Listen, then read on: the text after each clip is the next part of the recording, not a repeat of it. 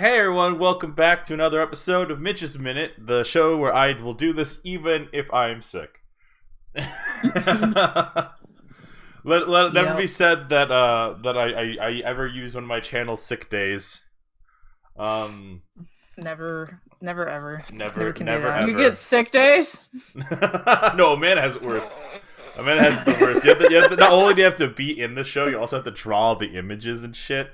Anyways, guys, I'm your host, Mitch. This week we have Nate, Amanda, and Ren. Yay, I'm back! Yeah, Ren's back. Ren, you gave me your illness. That's the only way illnesses go. It's like the fucking Ring VHS tape. You fucking show it to someone. I gave you my illness from another country. That's right. That's damn right. Alright. God damn it. So... if I get it next, I'm gonna fucking hate you. I know. Hey Nate, you should watch this video.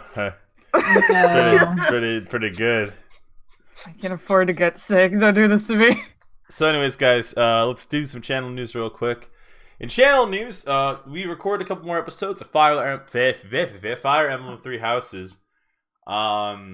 Pretty chunky boys. Each one's like 30 minutes apiece, I think. Yeah, they're all pretty fucking long. Yeah. But it's fun. Yeah, definitely. We definitely had like a lot of fun. I think this week, let me double check my folders real quick. I think this week is the week that Love is Strange finally concludes. No, it is not. Oh. Wait, Or not. No. well, yes, it is. It should be the week. Unfortunately, during the last episode, we had run into some audio issues, so Gangmudo's audio sounds quieter. I'm going to see if I can try to fix that before the episodes go up. But Love is Strange should finish up this week. I got to talk to Gangmudo about what her next project is. And then this week also, Ron and I are going to start recording Amnesia Memories again. And that should start coming out when I'm able to process the footage. Yeah, we get to see Orion and Shin and Iki and all those guys, and I'm trying to drink. What are you talking about? Orion's in Fire Emblem. He's just hidden as Sothis. That's right. Yeah, that's fucking pretty right. much. But yeah, no. So we have a bunch of shows coming back. With one of the shows ending, we have Corpse Party still going through, and also it'll be what is it? I think the episode comes out tomorrow, but I'm going to do it here too. Starting today, any video that comes out post today up till November 13th, we are going to keep a tally on votes to see who is going to pilot Pokemon Sword and Shield. Nate and I are we're in a weird situation. It's just like, because I was just kind of making a joke of just like, yeah, I kind of suck at Pokemon, and I probably might actually annoy people, so I don't know if I should pilot, because I play like the asshole, and it's like, yeah, if they're just stronger than everything else, then I'll be fine. But I also piloted the last Pokemon game, so I'm kind of like, I want to just be able, I want to sit down and just be able to play it, so either way it works, like, either way, like, it'll work out, but like, I thought it could be fun to set it up, to just put it up to a vote. I think, Amanda, you were the one who suggested it. Nope. Was it? No. Yeah. No. Someone suggested voting. Yeah, one of us suggested someone. voting. You'll find out tomorrow. I think it was Nate. Yeah. I think it was Nate.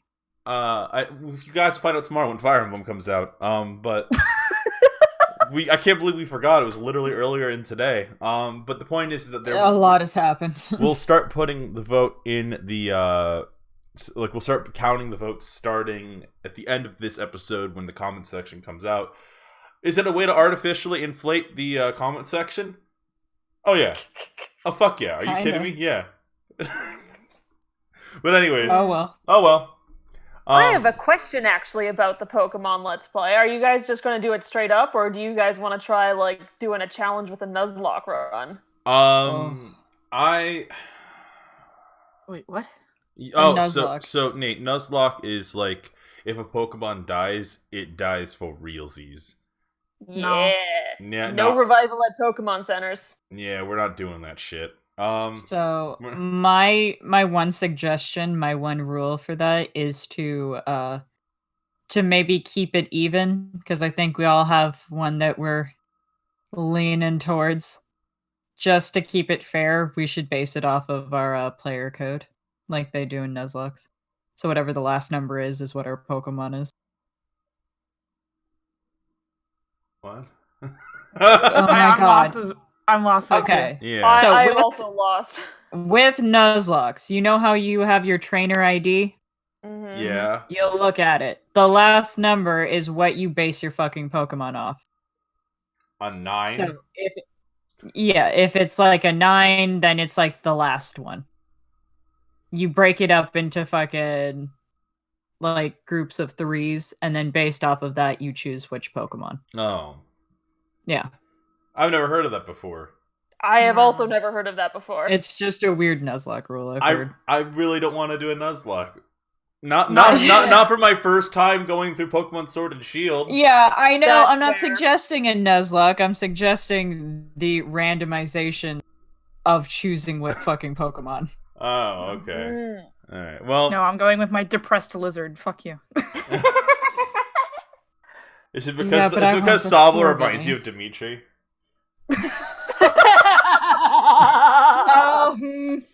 Oh, he just likes Grookey's- sad boys in general. Grookey's just Claude, and fucking Scorbunny is Edelgard.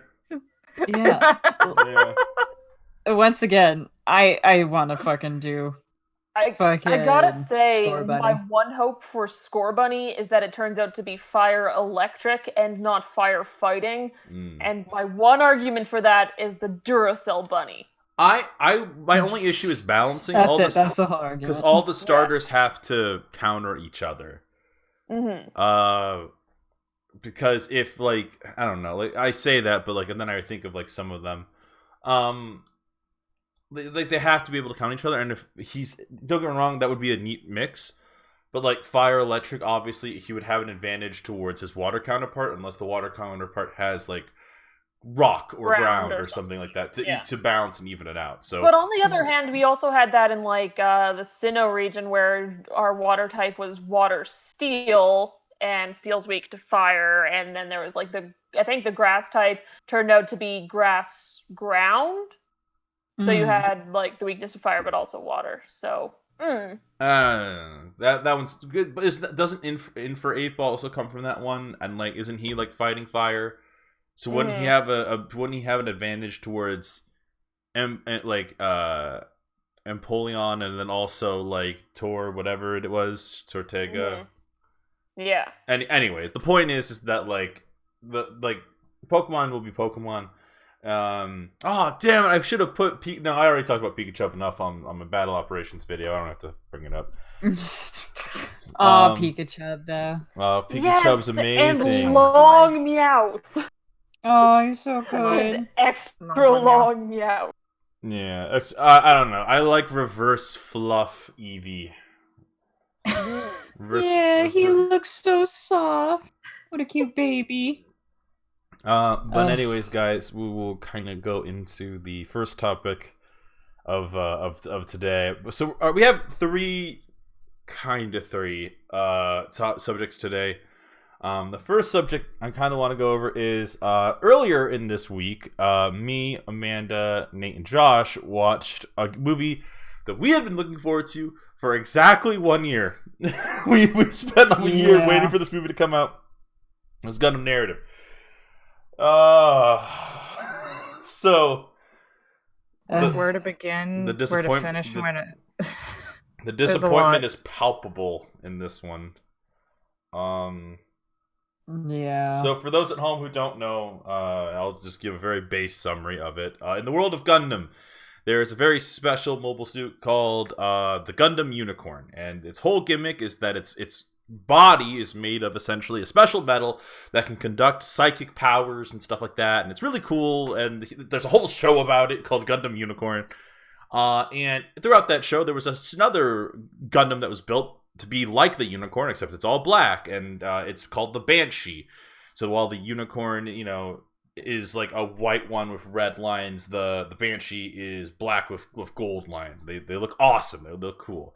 And if you look at this photo, that I didn't realize it's not that great of a resolution until just now that we're live, you'll see it represents the shitty quality this movie gave. There is a golden one that's introduced in this movie, and it's called the Phoenix. And the Phoenix is built by a Chinese company that kind of took the blueprints for the unicorn and made their own thing, and which is a whole nother thing. I don't like. Okay, so there's a whole lot to unpack here, but the point is that apparently inside of the Gundam Phoenix there is an old friend of the main characters, and they're trying to capture it so that they can get her back. Yes, but then all of a sudden they start talking about this idea of like, well, hey, there's moments in Gundam in which these psychics can talk to the dead in the middle of combat when emotions are very high. What if it was a form of time travel? What? Yeah, I know. Yeah. No. So time travel all of a sudden is a concern, not as a concern. It's a concern that they're bringing up, and so you have these not Neos. They're the sleeves, but they're also not. Like they're like the quote unquote opposing force and unicorns coming in, and they're led by a dude who's supposed to be like a failed clone of like one of the main characters of Gundam. He looks nothing like him. What? And so that's like solid. It's like Metal Gear Solid cloning, where you can like pick and choose the genes and end up with these two completely different people who are supposed to be clones. No. So there's no way to talk about this movie without going into like. You have to understand. The three of us, me, Nate, and Amanda, are super hardcore Gundam fans. We've last year we watched the compilation movies. We've been watching different shows. We got into it like hardcore. I literally bought a game last week that I've been playing like that's crazy called G Generation that I'm considering playing for the channel if every stage wasn't a fucking hour long. Fair. Just so that everyone in the show could have some context to what the fuck we're talking about, because G Generation is a game that goes from the beginning of the 1 year war at like all the way to Unicorn, which takes place, I think, like 17 years later. So Pretty sure it's 16. Yeah. So the reason why this movie is so disappointing on so many levels is because they changed the art style from This is supposed to be considered a side story, not necessarily a direct sequel, but it's like a side story from Unicorn, obviously, because the Phoenix is supposed to be based off the Unicorn. And they changed the art style for it, which is very noticeable. It is so fucking noticeable how much they changed the art style for this. It's like if you watch Digimon and then you watch Digimon the movie, and characters look weird and off model, and it's off. I mean, on the one hand, yeah, but on the other hand, the Yu-Gi-Oh! Dark Side Dimension movie, fairly different art style from the original series, but the characters were still recognizably them. Well, and it just, I don't know, it didn't feel too I don't know. I mean, obviously, it doesn't. They might not have done it well here. Yeah, well, the only character that we actually kind of like. That's the thing. Yeah, there was no actual characters from any of the previous Gundams until, like, around the end. That it's like, oh, hey, Benager, I guess you're still here. Cool. And that's nice. Mind you, there was no way to talk about this movie without going into the nitty-gritty of it. So if you care about spoilers, I'm sorry, but we have to go into it to talk about what's wrong with this movie. Yeah. So if you care about the spoilers, maybe mute until the picture changes. Exactly. Because we have some fun other topics we get to talk about, but we want to just get this out of the way. Here's the problem with this movie. So you see that blonde girl on the screen right there? The implication there is that she is an incredibly, incredibly powerful new type. New type being the term for psychic in the world of Gundam. New types are characters that develop psychic powers through kind of like mysterious micro changes to their DNA while people live in space. In fact, a lot of people who develop psychic powers, like 100% of them, or at least 99% of them, develop them while they're out in space. Because there's something about living out in space that changes you. That's like one of the biggest fucking things about Gundam, right? Mm-hmm. And that's why it's always been kind of this thing. It's like, oh, well, like these new types, like what are they? Like, what is it? Like new people really played down the whole fact that these people are psychics when it comes to Gundam. But in this movie, when you've got the giant robots, it's sort of like the less shiny thing to pay attention to. But Gundam is, first and foremost, Gundam is a story about war. It's a story about why war is bad. It's a story about humanity, ideologies, conflicts, and also there happen to be giant robots. Fair. I could mech fighting is not supposed to be the main thing of Gundam. Right. Yeah. Oh, and ghosts. Let's not forget the fucking ghosts. Yeah. Well, that's ghosts. That's what we gotta talk about. We gotta talk about ghosts. So we have to talk about ghosts in this sci-fi show. So once again, spoilers. We're going into spoilers. If you need to leave now, you can leave. If you don't care, you can hear me, Nate, and Amanda just yell for like a couple minutes. We watched this movie. It ended around it was an hour and a half long movie. It ended around like midnight, and we stayed up like another 2-3 hours just bitching and moaning about this fucking film. Oh dear. Really, we did. Because so here's the thing. That little blonde girl, the implication is that she pilots the Phoenix because she's an incredibly powerful new type. Here's the problem. It's a very minute detail that like probably doesn't matter in the long run, but it's something that bothered me. Throughout the entire Universal Century, it's always been implied that new types develop these abilities. It's always a mystery, right? You don't know, like you understand that it has something to do with living out in space for long periods of time. It's why a lot of the new types in the show are like Char Aznable, Amuro Ray, fucking Judah, Camille, like all these characters live out in space. Like that's the big thing. That's why the Space Noids have an advantage. That's why the whole Grips conflict fucking was like, oh, we're gonna steal children. The Titans did that kind of shit, and it gets covered in this movie a little bit.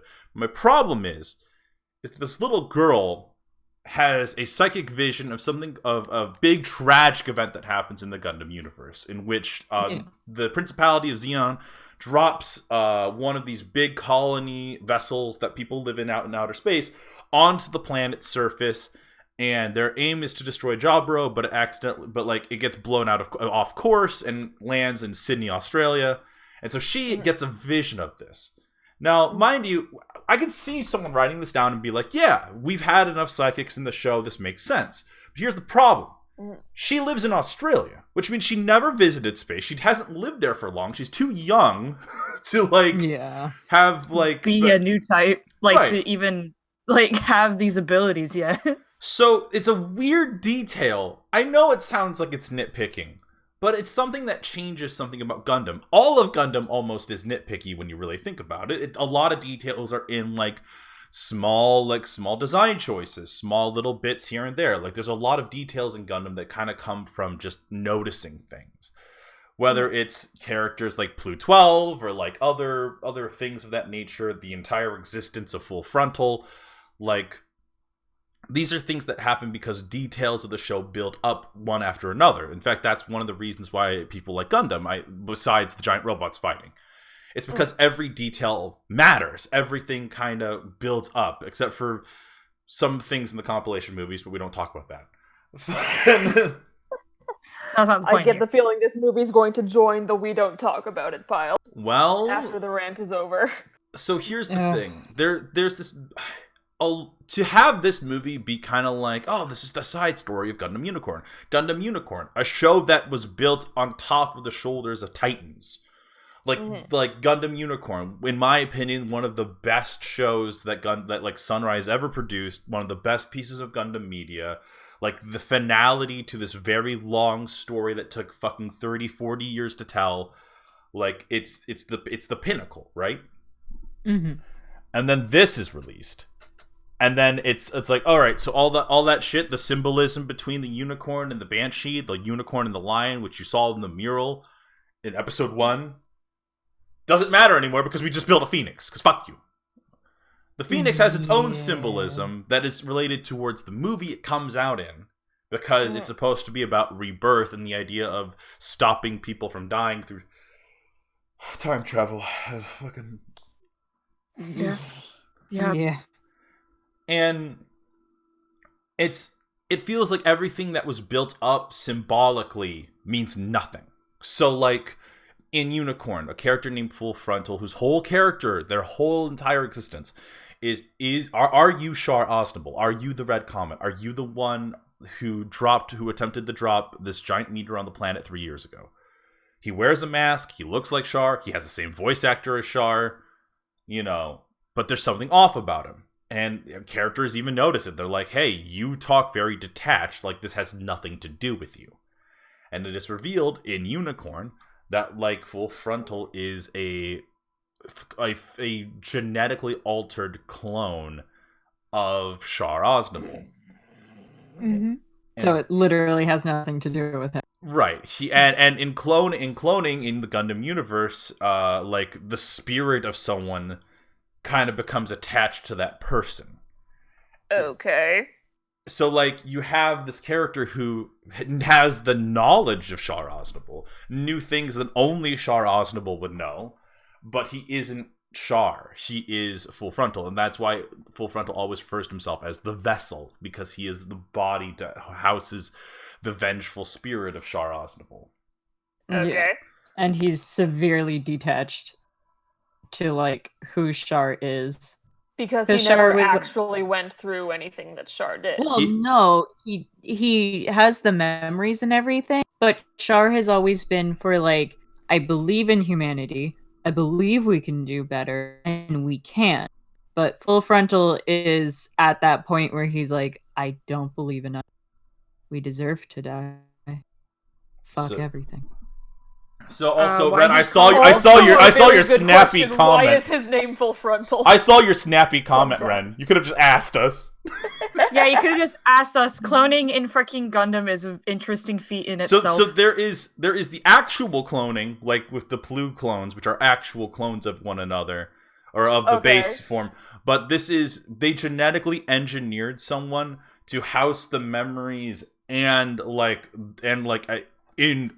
without realizing it. Okay, so this is like a special thing where they're actually trying to do this. Okay. Yeah. So, like, we don't have a better term for it. It's No, that's fair enough. That's fair enough. Though I was actually referring to Gronzin's question, why is this guy's name Full Frontal? Oh, well, that's a great fucking question. We have no idea. Yeah, no. Yeah. I assume it's for... Char should not give himself alter egos, is the simple case of it. Yeah. Because before Full Frontal, it was Quattro Vagina. For vagina. 4 vaginas in Spanish, so, He literally just named himself Quattro Vagina, and it was fucking amazing. It's just like... Never let this man name a child. Oh, God, no. As much as we would have loved if Char had a child, but no, we're not that lucky. So there's like a whole so here's the thing, and this kind of is a complaint in general about Gundam rather than specifically narrative.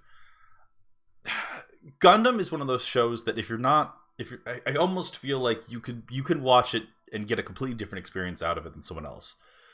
Like, for example, me, Amanda, and Nate. Like, out of the two factions, the Earth Federation and Zeon, we end up siding with Zeon's ideologies and stuff. Because Zeon makes sense to us. Not Gurren Zabi. Fuck Gurren Zabi and the Zabi family. Yeah. But, because they're actually, like Gurren's an actual, like, Hitler-like character, and it's weird. But, okay, yeah. No, yeah, there's, like, literally a point in time in which his dad is like, I'm super disappointed in you. Back on Earth, in ancient times, there used to be a man, his name was Hitler. You remind me a lot of him. And he's like, oh, well, thank you. Yeah. Yeah, like, he took it as a compliment, and it's not great. Oh. But, like, that's the thing. So, like, his own father was even discussed with him. Like, say what you will about Degwin, but Degwin, like, he was better Had limits. Yeah, Degwin led Xeon, but like Giran was ambitious and wanted the world to only be inhabited by the next evolution, which to him was the new types. So there's like a whole thing about it, but like that's the thing. I feel like people get different things out of Gundam when they watch it. People can watch it and be like, "Wow, Amro's really great," like Earth Federation forever. He's the best, Mitch. Come on. I'm sorry, I couldn't resist just groaning. But like when we watch Gundam, we start with Origin, which is probably why our bias exists in the first place. I didn't start with Origin, but I still feel the way I do about Xeon because Xeon makes sense to me. Because out of God, I so apologize to everyone. I'm gonna go over a very small history of the UC real quick. Yeah, context is always nice. Yes. So, in the future, the entire world becomes unified, right? We all fall under something called the Earth Federation. It's Tomino envisioned this idea. Tomino's the guy who created Gundam. That the world would eventually figure out all of its problems, and we would build and start going into space. That's like the whole gimmick. And so we would switch from AD to UC. We would go into something called the Universal Century, and it starts off at this thing called the Laplace incident, in which the first colony we build out in space explodes, and a terrorists bomb Laplace's station. Yeah, and this starts a very bad note for the rest of the Universal Century. So 79 years pass from the beginning date. And in those 79 years, 2 billion people, like a good chunk of people, have migrated into space. Not because most people want to, but it's because the Earth has become so contaminated and so shitty that people feel like sometimes it's the only place we can go for a better future. There's jobs out in space. Humanity can't sustain itself. We're dealing with overpopulation, so we're shuttling people out into space. You know, not like actually like forcing them out into space, but we give them incentives. There's jobs out in space. Most farming, energy resources, solar panels, you fucking name it. We produce everything out in space and we funnel it into Earth. So the Earth sees it as an investment. You know, we built the space colonies. We did all this stuff. You know, you guys make it and send it back to us. Now here's the problem. The treatment of the Spacenoids is pretty shit. Like, they don't get their own say. To them, it's weird. Why are we listening to a bunch of people who we produce food for, we produce energy for, they are still destroying their planet, which means they need more food and more energy and more shit. And we have to keep producing it. We have to keep building our own colonies. We have to keep, making more room to produce more shit to send back to Earth. So there's this conflict between the two. Earth Federation sees it as, hey, we built you guys. Come on. You owe us. Yeah, you owe us. The colonies see it as, yeah, but you're asking for more and more. You're sending us, we can keep building out here, but come on. We can do this, but we'd like to be treated better and get respect and recognition and compensation for all of our hard work, please. Yeah, and that's a big fat fuck in the end. And so it only gets worse. And so you have people like Xeon Rem Daikun, he's kind of like this prophet. He says this idea that, like, hey, Spacenoids, all of us, the ones who live out in space, we are the next step of humanity. We need to leave the Earth, let it kind of terraform itself, and come back to it when its resources are fulfilled, and let us go and expand out into space, and we will do that. So Xeon Rem Daikun has this idea. We are going to become our own nation. We are going to become something called. He has no name for it, but he's like, we're going to be united. We colonies are going to stick together, and we're going to kind of try to convince the people of Earth to leave so that we can terraform the Earth. On the day, I'm so sorry to interrupt, but it's like not even a fuck you, we want to just go. It's a come join us so we can fix it, and then we'll go back like together, and it'll be okay. On this day, that he's going to give out this speech, Zeon Rem Daikun dies of a heart attack. Mm-hmm. So he, all of a sudden, like, he's about to give the speech, he's, like, giving it, and in the middle of it, he dies of a heart attack. And people are saying it's an assassination plot done by his trusted advisor, Dagwin Zabi. Zabi then becomes the leader and forefront of this idea, called, when he takes the exact idea, unites some of the colonies, not all of them, but he unites them under the banner of his dear friend, and calls the nation Zeon. Mm-hmm. And so Zeon and the Earth Federation have skirmishes until eventually Operation British happens. They drop a colony, like they drop Side 2. It destroys Sydney. Half the world's population, of Earth's population, dies in that moment. Because it picks up a lot of dust. It like, essentially, a fucking asteroid hits the planet, and for like the first beginning parts of the 1 Year War till the end of it, or until the Gundam shows up, Zeon is winning the war. They're sending troops onto the Earth. They're saying, "Hey, you know, it's kind of like trying to win the war." And when Gundam starts, the Earth Federation is starting to starting to make peace agreements and treaties, so that they are essentially going to surrender. Mm-hmm. So Gundam happens then. The entire show Gundam happens, in which one mobile suit and a thing called White Base, like its little like ship that it flies around in, that it houses in, Amuro Ray, fucking all these characters go around and fight alongside the Earth Federation, and they win the war. It's a whole deal. And so we're gonna skip like a shit ton of stuff because we have to get where we need to go. We have to skip a bunch of stuff. So I'm sorry, we're not going to touch on Zeta. We're not going to touch on Double Zeta or any of that. So skip about 13 years in the future. So Char Aznable, the son of Zeon Rem Daikun, who fought in the 1 Year War, who is the guy in red you always see in Gundam. He essentially says, "Hey, like." We new types and stuff like that, like, we have a purpose, we have a drive, we're not the next." He doesn't believe like what Gurn believes, where everyone needs to be that, but he's like, "Hey, we want essentially we want equal rights, we want autonomy, we want to live out in space, and we just want you guys to leave us the fuck alone."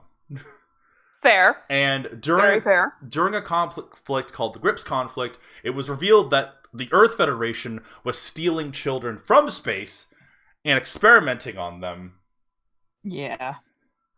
Because the new types were like full of psychic powers, and like they could be like the best ace pilots ever. So the Earth Federation is real shitty. So Char says, "Hey, fuck that." Quit stealing our children. He takes on the mantle of the leader of kind of like Neo Zeon, and he drops big asteroids into the Earth, and like is fucking up the Earth Federation. So Amuro says, "Fuck you, Char," and Char says, "Fuck you," and there's this really neat battle where it's like they wax poetic about their ideologies and stuff, and it looks like Char's about to win. Fucking Axis, this giant space base from the asteroid belt, fucking is about to crash into Earth. When all of a sudden, the Psycho Frames are reacting with one another. Like, Char's Psycho Frame and Amuro's Psycho Frame are reacting with everyone who's trying to push Axis away. And it creates something that is still, to this day, pretty much an unexplained miracle. Axis flies out of the way, and Amuro and Char go missing. And in later books, they are officially considered dead.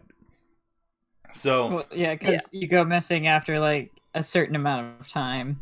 Eventually, it's just kind of like, well, if he didn't come back, it's probably because he couldn't. So,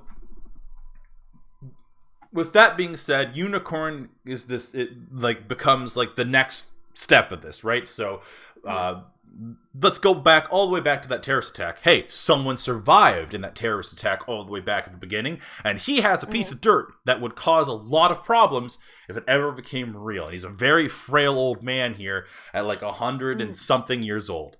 And he says, "Hey, I'm going to unlock this. I'm going to see if humanity is ready to unlock this box, so I'm going to make a key. and it's going to be inside of this thing called the Unicorn Gundam, and you have to take it to different locations that are meaningful to the Universal Century. If you take it to these locations, it'll activate and unlock a special item called the Laplace's box. Mm-hmm. Inside the Laplace's box, it turns out that there is a document that was supposed to be unveiled all the way at the beginning of the Universal Century. And inside the box, it is essentially the constitution of the Universal Century, in which it implied that everyone on the Earth Federation would eventually, like its government and power, would eventually, over the course of 100 years, be siphoned out into space, and the Earth Federation would then become a grander Universal Federation. Mm-hmm. Meaning everyone in the Earth Federation would lose their powers, and the Earth Federation didn't want that, so they blew up Laplace's box with hired terrorists. Oh, yeah, that both makes sense and is very much not great. So, the whole reason we're going over this entire big chunky history is because everything in Gundam means something. Everything stacks on top of one another into a very fun and linear, like kind of like a very linear timeline story in which these things matter. Everything in the Universal Century matters. And then I look at Psionic Front. But like these stories, every chunk, every little detail matters, and that's why narrative failed, in my opinion. Narrative takes that information, and it doesn't quite grasp entirely what makes the Universal Century, what made Unicorn so wonderful. Unicorn was like this nice bow at the top of everything. If you had been following Gundam, or if you watched the stories, if you knew what was going on, and you watched Unicorn, it felt like this finality. It's this final piece to this whole conflict. It's, and it's at the very end, there's this message of, hey, Char and Amuro, like we did our part. It's time to let the future do their thing. And we can give our stories to the next generation. And then I watched this movie and I'm like, God damn it. God fucking damn it. Because the problem is that it doesn't feel like it's respecting a lot of the things that were established beforehand. Things that used to mean something and had like an importance almost feel arbitrary. It's like, oh, of course this Gundam has the NTD, like the special mode that lets you glow and be super powerful, psychoframe nonsense. Of course the bad guy has the Sionju sign, like the Sionju Stein and the Neo Zeong, two mobile suits that were supposed to be great, wonderful references to Char Aznable and everything he stood for, and the final mobile suit he wielded in the 1-Year War. Of course, the random bad guy has it, and does the bad guy even have a connection to Char? He does, but it's in a very weird throwaway line. He's supposed to. He's a failed clone of Char Aznable. And so it's like he pilots the Neo Zeong, and he pilots the Sionju, but they're not red, they're gray for some reason, and I don't know what, like, I think that's supposed to be like he's the failed version. But like none of it feels like it doesn't feel, I would almost say, natural. That feels like a plot that should have worked. Like when you describe it just like the basics of it, where it's like this failed clone who's trying to use like the original's iconography and tools and stuff to try and like make something of himself, but it doesn't work because at the end of the day he can't be what the original was. That feels like a plot that should work. But then you've thrown in all the other stuff you've mentioned, and I'm like, how did you get to the point you did from what sounds like an actually kind of cool starting point? Well, that's the thing. Unicorn ends the UC on this wonderful bow, right? It's this wonderfully neat, tidy bow. And then narrative is supposed to be telling a story that is kind of beyond it. And there's some aspects I like about narrative. I like the fact that they kind of go into the fact that, like, oh, the psychoframe is holding the consciousness of poor Rita. Rita, who was experimented on, was an incredible, psychic and stuff like that. Like, oh, like that. To me, that was like, oh, it's a little bit of a stretch, but like I get it because that's what they did to get Char. Like they found the cockpit of his Sazabi. He wasn't in there, and they fucking took the energy that, like, the residual psychic energy of him and placed it into someone, and that's like someone who was compatible. That's like the whole gimmick. So it doesn't feel like it fulfills the same things that like don't get me wrong, there's some parts about the plot that like feel like it could work, but then you start putting in, like, this bad guy felt so shallow and it felt like so bad. Like he felt like he didn't belong in the Gundam universe, and that's why we talk about the art style. Unicorn took an actual effort to make the art style, to mimic and make the art style kind of resemble that of its 70s predecessor and 80s predecessor. The characters don't exactly look like it, but they look like they could belong. It looks like a natural evolution of that art style. But these characters look like they came out of something more modern. Like, even watching some of our older characters kind of interact, you can tell that, like, it feels like they came out of something, like, obviously there is a 10-year difference between this and Unicorn, but you can tell that there is, like, this weird disconnect in the way that some of it's done, especially the way that the mobile suits are animated. In Gundam, all the mobile suits have weight to it. Obviously, they need to. In a show where, like, they'll go super fast in space and super slow on Earth, it makes sense because gravity weighs them down. But in this, there is no, like, it felt too fast. Like, it felt too fast. It felt like I was watching Tengen Toppa and Login and not something that's Gundam. It doesn't feel Gundam-y. It felt more like Code Geass or something of that or something that's like that. It felt more, it didn't feel true to the style and the way that Gundams are normally animated. It didn't have that weight to it that I like.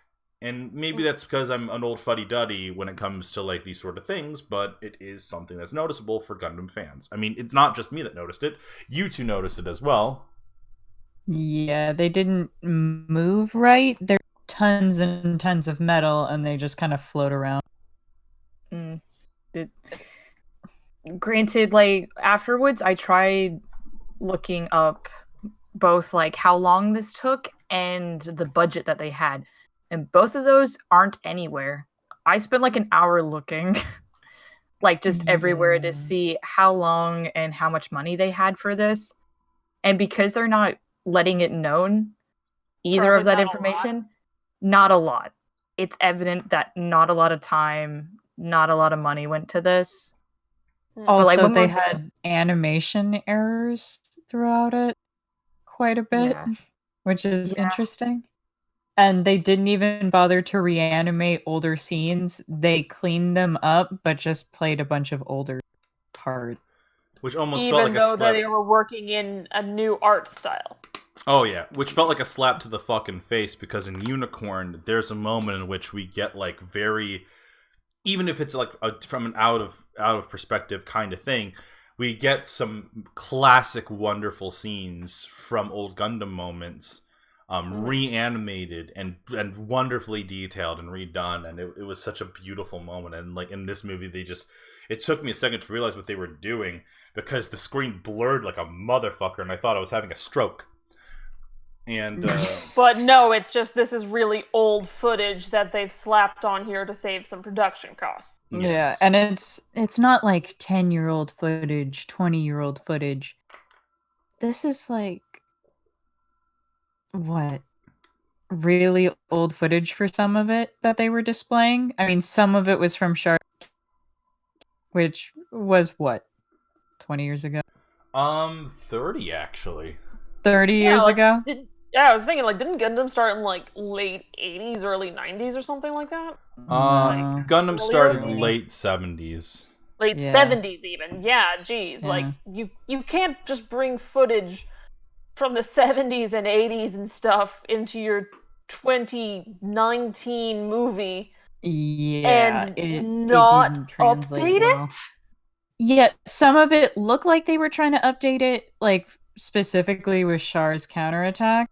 They cleaned it, but the way they cleaned it was to, what's a good way to describe it? You know how in Photoshop you have the blur tool? Yeah. Let's just blur out the pixels. They don't exist. It's fine. I mean, like, I feel like you probably, like, could have kept the flashbacks and stuff in the old art style to, like, give it the impression of it being from another generation, but it still needs to match the quality of your present day art stuff. Yeah, but that's the thing, is that in the context of Unicorn, it hasn't really been that long. Oh, it's actually like, oh, right, it's been produced for decades and decades, but it's taking place within a similar time frame. Yeah, most of Gundam is known as the 1-year war. Oh, wow, so it's like just like the same time frame. Okay, yeah, then even yeah, it Like, doesn't all make of this sense. happens within a lifetime. Okay. It's literally one generation. Eh. Yeah, so it's like, oh, long ago.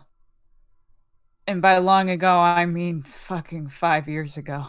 Yeah. Or long ago, and by long ago I mean last week. Honestly, yeah. But it doesn't matter when you have time travel, so it's okay, God. I guess. Oh, right, because they don't. introduced time travel in this movie. That's the worst part, Ren. They actually don't. Wait, what? Yeah. They talk about the theory of having time travel. It's actually one of the fucking selling points of this movie, which is why a lot of us, when we first heard about the description for this movie, was like, "Oh no, they're doing that, huh?" It was theorized that if a strong enough psypath was able to fucking get into one of these things, that they would have the potential to do some level of time travel, but they never do it.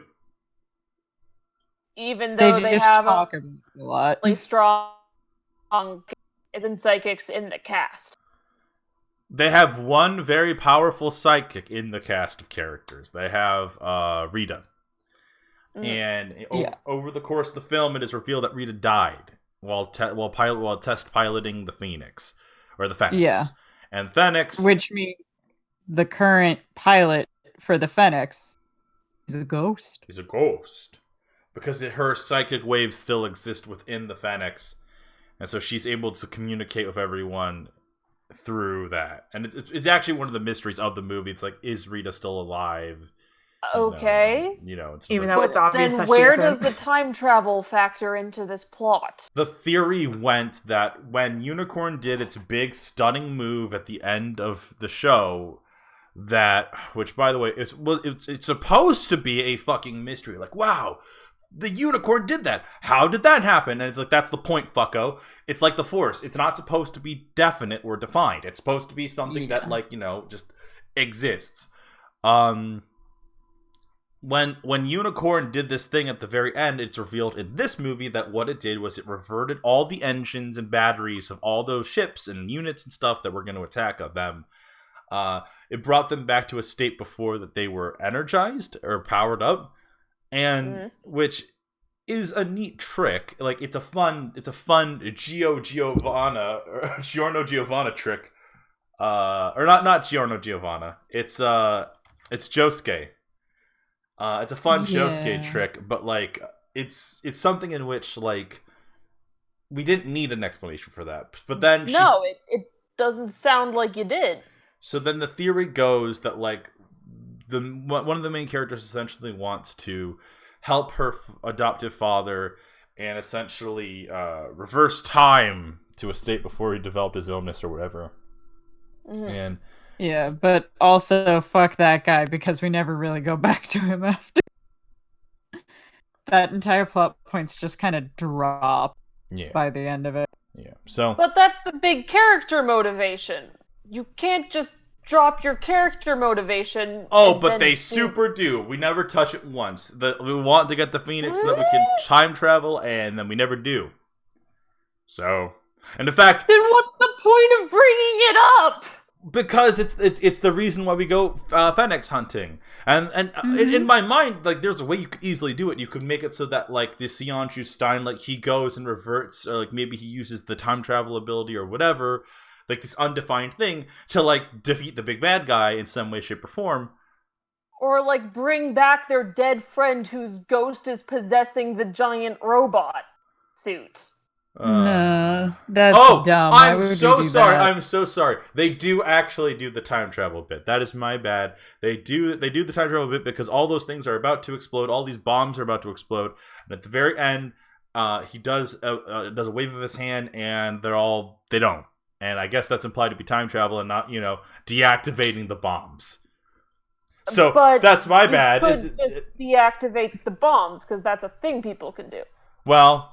So why would you need to have time travel brought up to do a thing that people can do without time travel, and then not use your time travel for things that actually definitely require time travel? I think they do technically have time travel if you count the little girl becoming a psyker. Because she was able to predict the future. But that's not time travel, that's just clairvoyance. Yeah, but no psychers exist on Earth.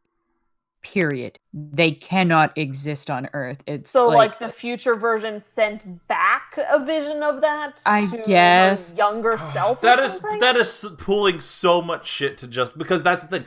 She has psychic powers without spending a single minute outside in space. So despite the fact that psychic powers are very explicitly and continuously defined as a space people thing. Yes. Yeah. It's like the fundamental of Gundam. Yeah, it's one of the whole reasons why the Titans took those kids. And that's like the kickoff of like the plots where the space people want their independence. That's part of it. That's found. Yeah. It's also totally erases the whole Laplace's box thing, because in the rules it says, hey, if you go out into space and you develop further, then you should lead us, because you'll know what to do.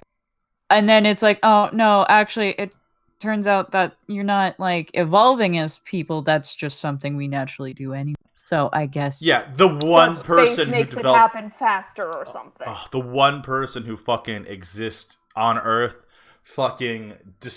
Also, it doesn't help that she is considered an incredibly powerful psypath.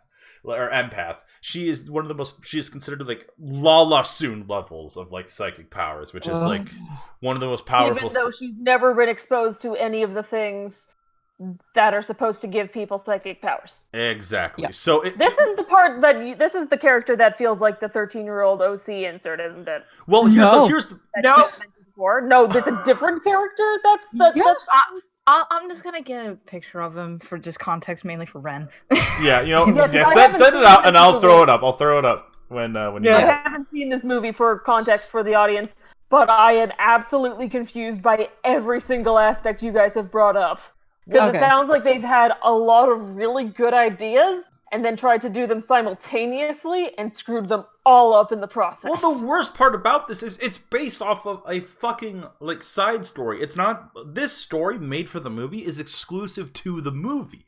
They wrote, like... Gundam Unicorn is based off of a group of, like, just novels that came out, like... throughout the course of like 2 or 3 years, and this was supposed to be like a side story that had not like the characters I don't think are even the characters in the book. They just wrote these characters for the movie, and in making these characters for the movie, they fucked up Gundam's history. They fucked up these steps and stages and things that mattered. Like, to throw time travel and to throw an empath that exists on Earth, that changes things. There's consequences to these things in the timeline. Yeah, that's actually a lot of implications. Also, the fact that this person knew the giant event was going to happen before. Did they not tell anybody about it? Did they try to tell people and they weren't believed? They did. And it was covered They up? did try to tell everybody, but it's a little hard to believe that, hey, soon they're gonna drop a fucking meteor the size of a fucking state on top of Sydney, and half of the world is gonna die. This is the character that... But this is a universe where psychics' powers are established. Not until after I apologize, the it's war. a PNG. No, but it's it's okay. like the only thing that gave us full body and that stupid fucking heterochromia bullshit. So this is the character... Especially heterochromia with not real eye colors. So this is the character that's supposed to be... the second coming of Char. I think you need like the second coming of Char. Keep in mind, Char is a blonde-haired blue-eyed. Red-eyed. Dude. Red-eyed. Yeah. Remember, because I'm sorry. I'm thinking of the actual Char. My bad. I'm My sorry. bad. Were there? Is this not the first edition? You are correct. Okay. Casville Rem Daikun. Is bad at thinking of names, so he killed a man named Char Aznavour and took over his life and just went, "Yeah, that's my name." He didn't Okay. he didn't shoot him And or then anything. He to call himself Four Vaginas and Full Frontal. Yeah. We'll deal with that later. This man is bad not at good at naming. naming himself. So this man, Char Aznavour, fucking no, this man so he realizes that he's being followed by Cassilia and like some of the zombies, like early in his life, right? And another man he knows, named Char Aznavour, Castle Rem Daikun is noticing this because, hey, they have Daikun as their last name. They are essentially the inheritors of Zeon, like, in its entirety, and Cassilia and some of the other members of the zombie family are like, fuck that, we don't want that to happen.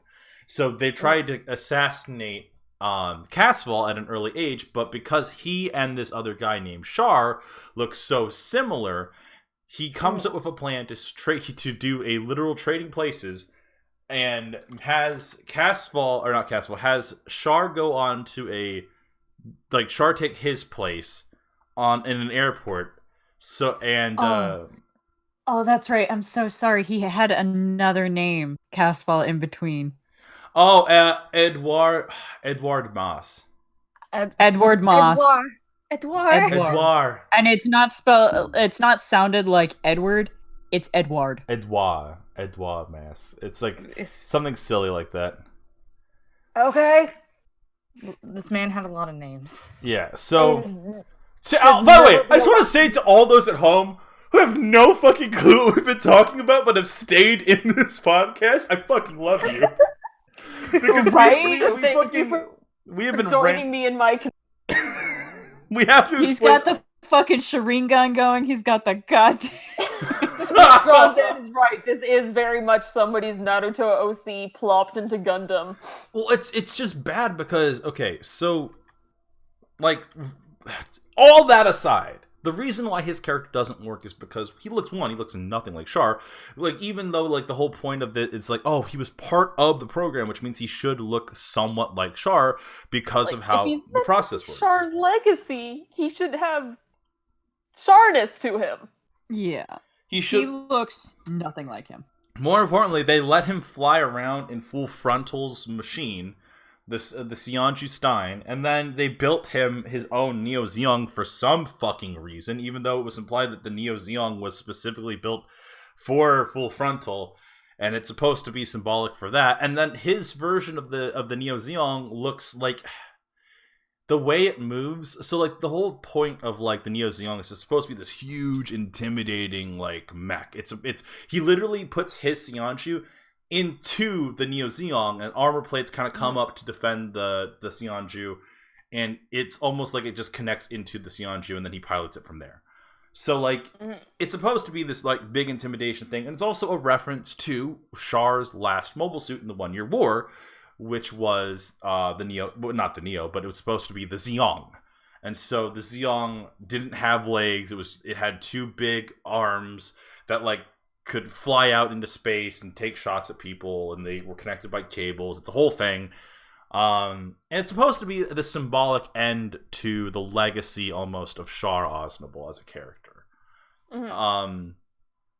And so when I look at this character in the trailers, I was like, okay, maybe they'll do something with him that'll make it kind of like interesting or worth it. But as it turns out, he's just another broken kid who people like, he's another cyber new type, or in other words, a person with new type abilities that people cybernetically put into him. And is that why he has the funky eye scars? I don't know. We don't know. They don't explain it. They never go into it. Oh, so he just looks edgy because just for the sake of it, yeah. And mind you, no other character in the Universal Century looks like this guy.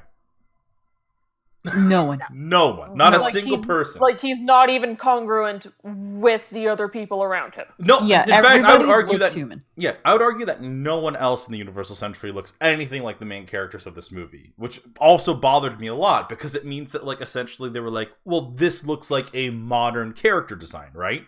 This looks like a character that would belong in like, not to be a dick, but like maybe Iron Orphans or something like that. I love Tokyo Ghoul. Let's just do that. Like it Wait, looks what? like How did I Without express it? disregarding your old stuff. No, I feel like this is how I explained how freaking this character looked. It's like this looks like the OC you make in high school when you just finished Tokyo Ghoul for the first time. Yeah. You know Was how I what? described Yes. I remember some of my edgy high school OCs. You're not wrong.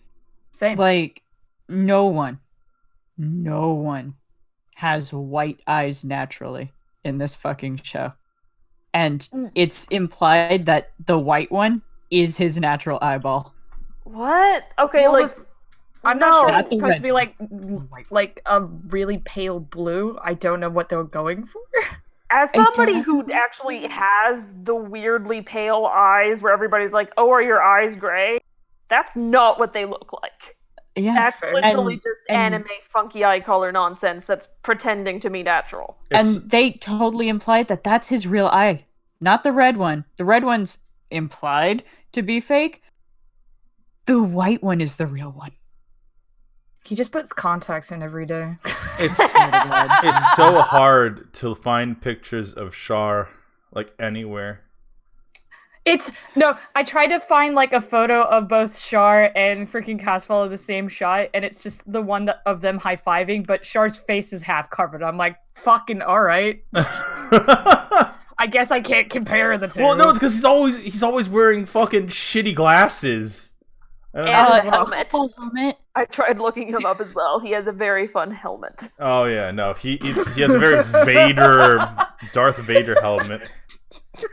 Yeah, so that's another thing. The whole reason why he wears that is because the main difference between him and the guy he kills to take over his fucking name is that they have very different eye colors. I forgot. I'm so sorry, guys. He has blue eyes. He has blue Yeah. eyes. I literally confused Char and Char. God damn it, I was right. And You you're were just right. like, Yeah, oh, you were right. No, you were right. That's why I was like, why are you correcting Amanda? Like she's right. But you should have spoken up. No, I know.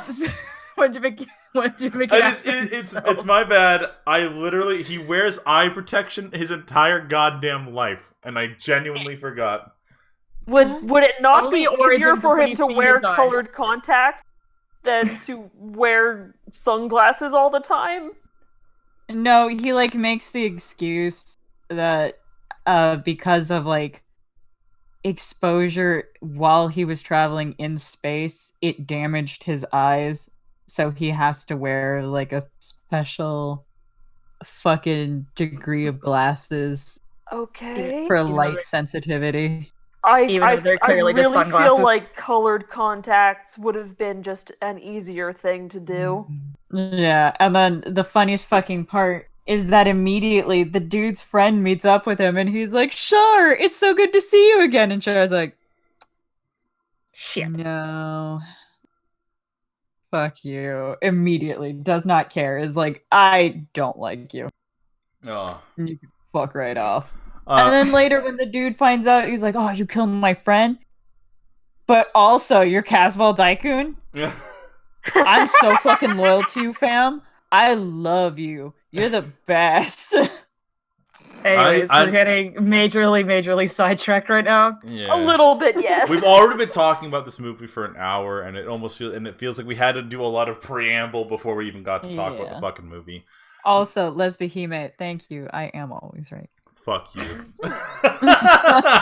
You say come fuck on. you, but she is nearly yeah, always yeah. right. Most of the time, it's me and you make some sort of dumb mistake, and she's just like, "Oh, isn't it this?" I'm like, "Nah. I think No. we just keep No, digging. no, we're right. Yeah, we just keep digging this And then- hole."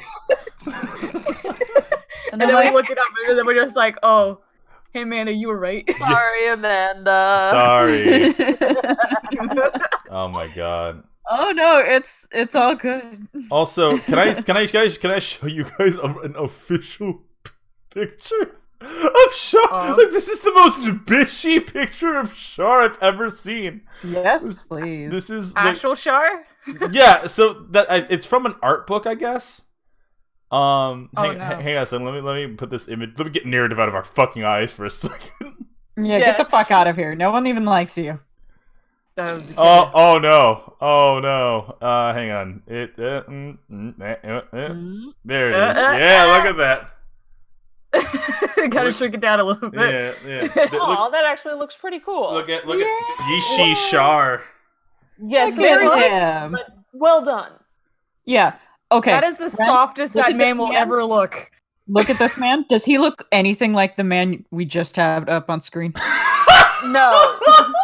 No. Does he look anything like that motherfucker? Not even remotely. Yeah. Me too. Yeah. Yep, that's just supposed to be Sha is Neville. Yeah. Right. And it's at the throwaway line. His whole thing is at the throwaway line. They're just like, oh, he's just a fucking Char clone reject. And it's just like, oh. Really? All right. I feel like that should have been a thing that was properly developed. We're going to do an anime eye test real quick. All right, image 1. Image 2.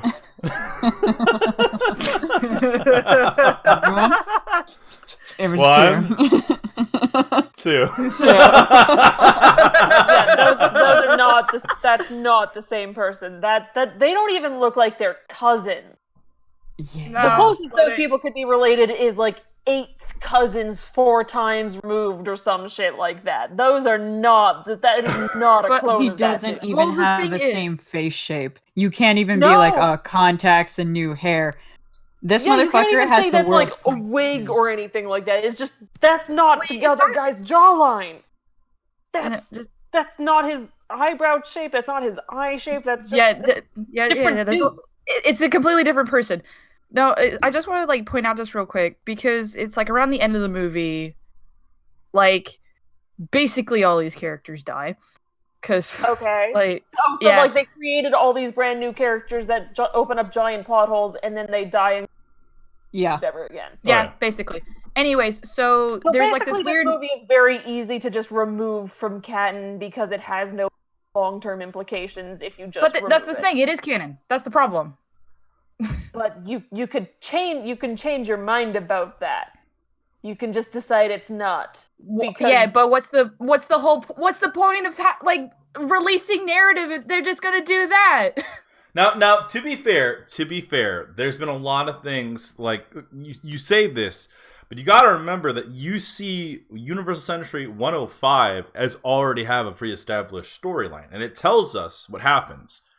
Mm-hmm. Well, like Hathaway's Flash as a novel tells us that everything Maneva did in Unicorn, everything that happened in Unicorn, essentially is for naught, because what happens is that Xeon eventually becomes part of the original colony system again, and they essentially become indentured servants to the fucking Earth Federation again. And Earth Federation still doesn't fix the planet. It's not doing anything to like make it better. Yeah. And they're still dying, and they just enslaved a bunch of people. The Universal Century, based on what Tomino has already written, tells us that the Earth never gets better. It just keeps dying. And everyone, and like the one thing I will say that Mr. My Chemical Romance at least created was he's just like he says, like, as he's about to throw these giant bombs into the Earth, he's just like, it doesn't matter what we do. It doesn't matter what miracle people see. It doesn't matter, like you could toss entire like asteroids at the planet and they won't change. People won't change. Mm-hmm. And that's a throwaway line. It's a throwaway line, and I'm very much. That shouldn't be a throwaway line. That should be a momentous moment. Every important line in this fucking movie is a throwaway line. You can kill half of the world, and they won't fucking try to improve anything. You know the worst part about that is? That should be an important part of the movie. Char should be like at the climax or something. Char and Char's counterattack throws like a previous military base, like an asteroid, into the planet. It fucking destroys like a good chunk of the population. The Earth Federation then secretly meets with Char and says, "Hey, you know what? You see, you're willing to buy this bigger asteroid from us secretly. Let's do it. Why not? We'll become stinking freaking rich for trillions and trillions of dollars. I mean, what are you gonna do? Strap a bunch of rockets to it and throw it into the Earth? Like Again? again? You literally just did that at the beginning of the fucking movie. I mean, come on. It's not like you're gonna do it again. The Earth Federation is literal garbage. What? Like, the Earth Federation, Yeah. like, has, like, one or... Like, I like Bright Noah. I think Bright Noah's, like, the only good person in the fucking Earth Is Federation. the Earth Federation operating on like a one brain cell operation where nobody wants to build the brain cell or something? No, they're just greedy sons of bitches. And the worst part Yeah. is that it's some throwaway character. He's not technically a throwaway character. He's a character from, like, Bright Noah's wife had, like, a fiance before this all started. And this fiance character, the only reason we even get a heads up about this deal is because he betrays everyone. He betrays the Earth Federation and says, "Hey, Bright, I'm going to tell you because I think this is a bad move. And they'll throw me in jail for the rest of my life. But at least my ex-fiance and you guys will be okay, and at least the Earth will be okay if you guys do something about this now."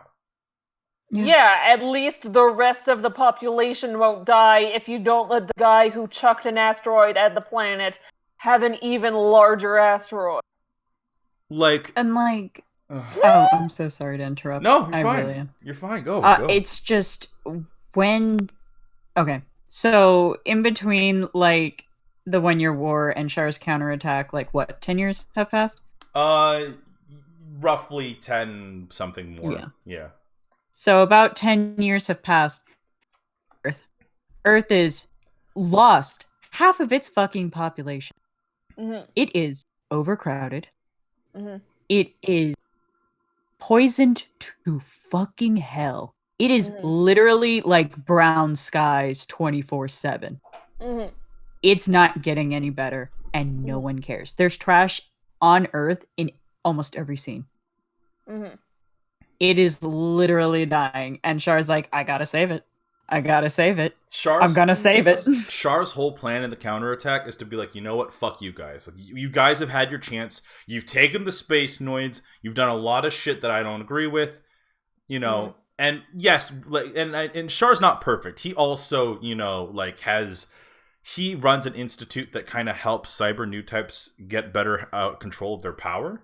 But like, he's not perfect. He uses people. He betrays people. He fucking needs to achieve his goal. And his goal in Char's counterattack is to be like, you know what? Fuck this. I'm gonna throw, like, you guys aren't listening to us. You guys never listen to us. You don't care about the space noids. Fuck it. Everyone in Neo Zeon, we're gonna be okay. I'm gonna toss this fucking giant space base into the Earth, causing the next ice age, and it's gonna terraform itself, and we're gonna be the survivors, and we're gonna build and prosper in space, and we'll just come back to the Earth when it's done terraforming. So what you're saying is he's a multi-dimensional character with interesting motivations and internal, like, aspects to himself that makes for a compelling antagonist or protagonist, depending on what point of view you're writing this show from. I think Char's one of the greatest characters that's written in history. He has his fuck-up moments, and he uses people and betrays people like a motherfucker.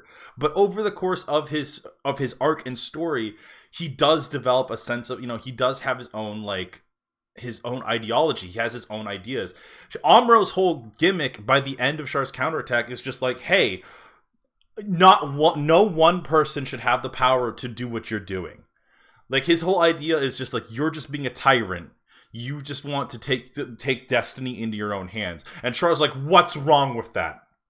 What's wrong with It's not taking... like anybody else is doing any better with destiny. Why can't I be the one who corrects things? War might be bad, but this is going to ultimately save us all instead of wipe us into extinction. And mind you, keep my people in this strange servitude to a dying Earth. Yeah, that sounds like an interesting character. I'd follow a story about him. Yeah, and Char is such a good leader. And it's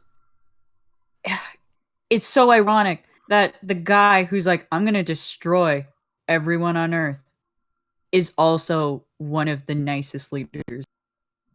He is full on I feel like that like comes down to the fact that his main objective is to save his people. well, And yeah, he leads he his wants people, so therefore he is the best he can be for them. he even didn't if grow he is up on causing Earth. harm to others. Yeah, he didn't grow up on Earth. He doesn't give a shit. He's been to Earth. He's seen Earth.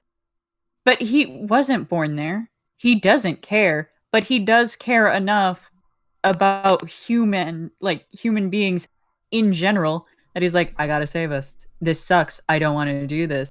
But he's also the same type of leader who's like, I could just take a limousine and fuck everybody else. I'm rich and I'm in charge and I do what I want. Instead, he's like, I'm gonna take public transportation because I need to be with my people. I need to hear them. And that's like his whole fucking thing. Oh my god. Honestly, your guys' description of this one dude's character is the most compelling argument that I've ever heard to watch Gundam.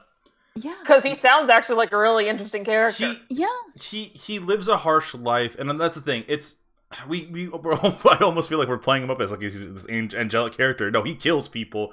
I'm aware he does terrible things for dynamic reasons. Like I'm not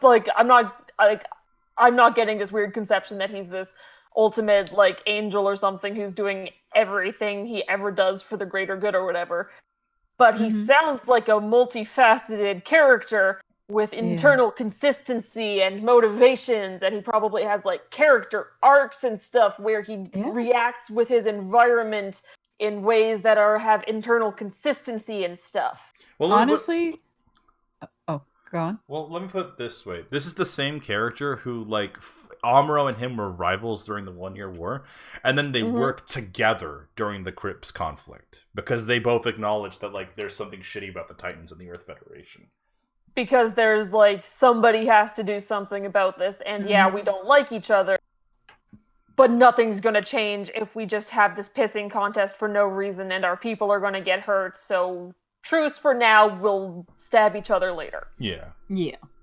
Char is also, like, if you watch it from the beginning of Origin, Char was in danger from, like, the age of 10 throughout his entire life. From, like, the age of 10, someone assassinated his dad. He was literally in the middle of riots in the fucking street. Fucking where people wanted to kill him. He had a full-grown fucking adult with a gun just up in his little 10-year-old face, threatening to fucking kill him. He also fucking had to abandon his mom. Aww. Yeah, it was really sad. He had to abandon his mom because that was the deal. Only him and his sister could get off of fucking Zeon. He had to fucking take his little sister in a tank and get the fuck out. They had to smuggle him out, and then from that point on, it was a constant, you're under 24/7 surveillance by the enemy who wants to kill you. And he literally only knew that his mom died because they got a fucking letter from, I believe, it was a friend of a friend? Or was it just straight up the fucking people who had taken her? It was a letter from, like, Rumble Rawl's girl, whose name escapes me right now. Come on. Yeah, come on. But yeah, no. So he literally kills someone for the first time at, like, what, 10? Because they're in a dangerous situation, and it's, like, life or death, and they're in the tank, so he's like, I gotta shoot. Fair enough. And yeah, that could end up, that's definitely going to, screw you over psychologically. Oh yeah. Char has lost, like, both of his parents. I wanted to stop looking at Gundam narrative. I just want to look at Char now. That's super fair. Fucking... Like, besides the quality difference between the images, just look at the style difference as well. Oh yeah, that is a notable difference. And also a style that could be done very well using modern, like, artists' tools and stuff. You could keep the stylistic aspects of it. Well, this is Origins. So Origins is based off of the old style of Gundam. like it's still drastically different, but it's But just it's a more so polished close. version of it. Okay. So this actually is a more modern creation.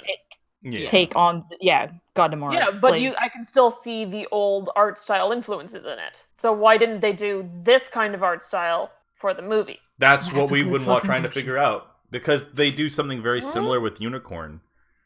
Unicorn and this have more in common than narrative and Unicorn.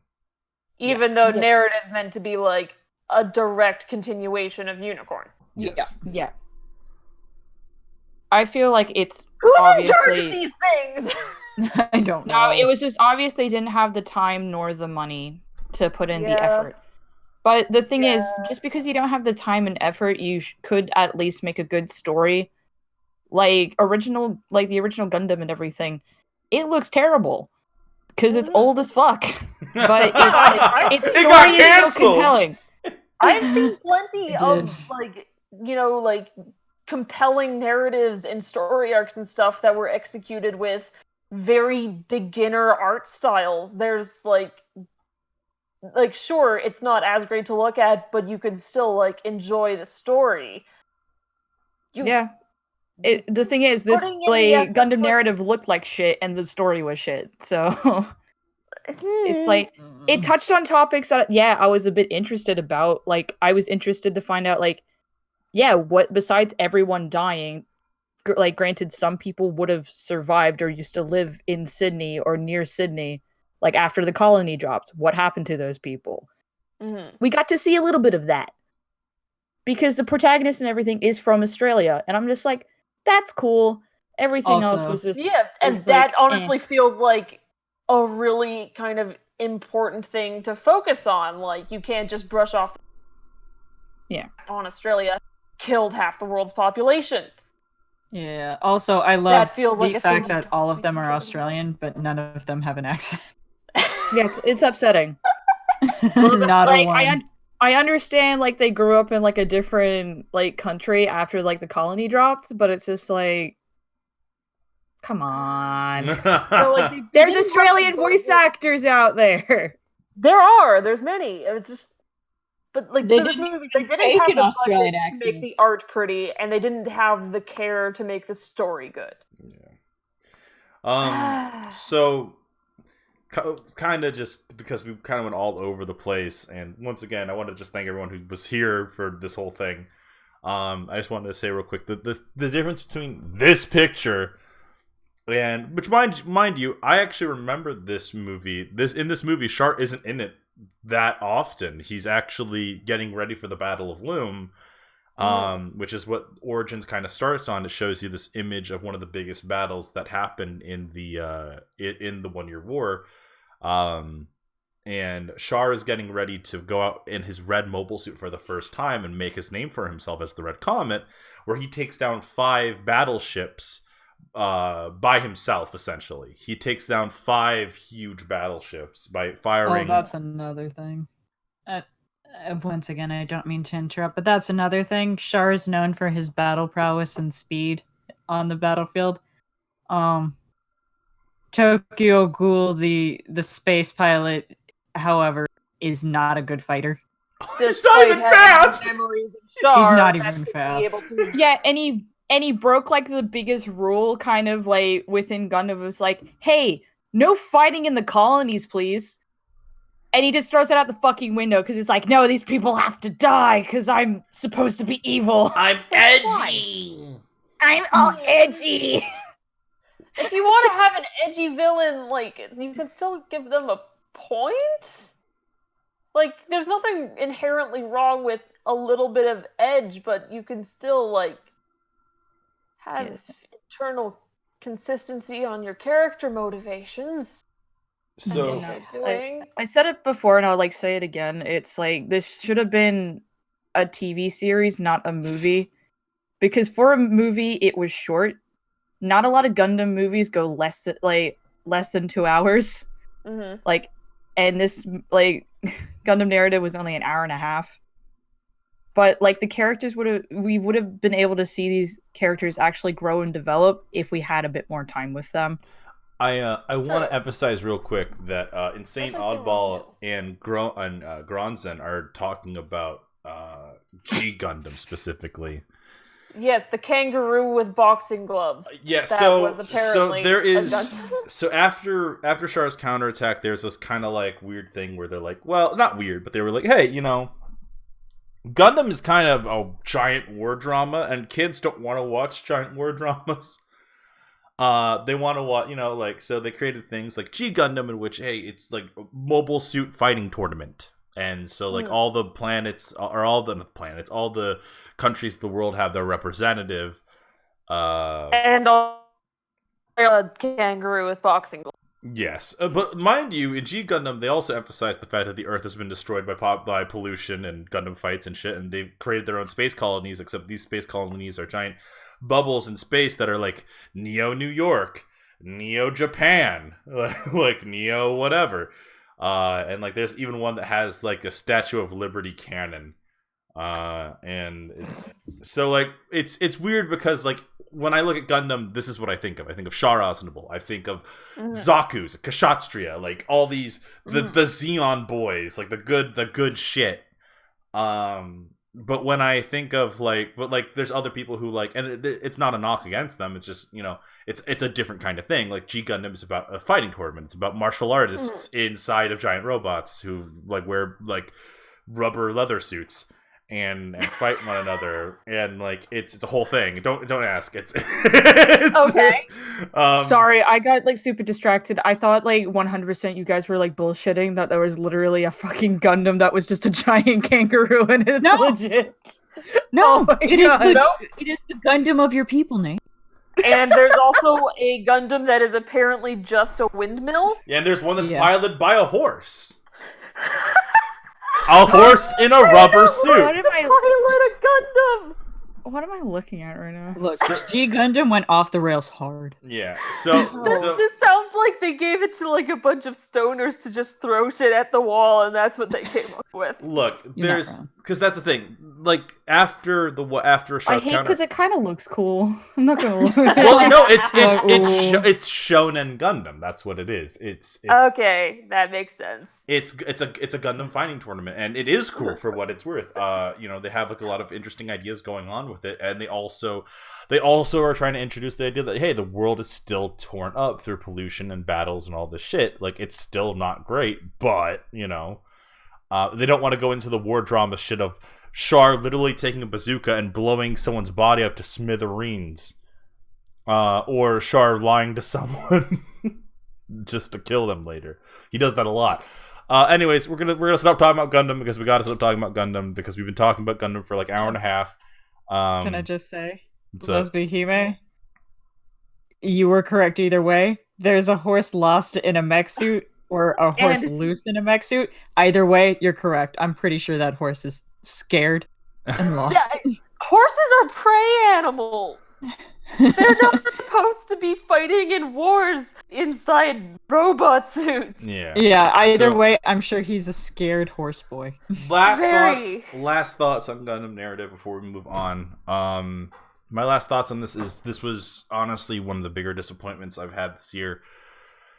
Which sucks, because I wanted to like this. And the whole reason we're even talking about it is because, as you can tell, Ren, and as you can tell at home if you guys have been, wonderfully listening in and stuff, we clearly care about this material. We care about the world it's built in.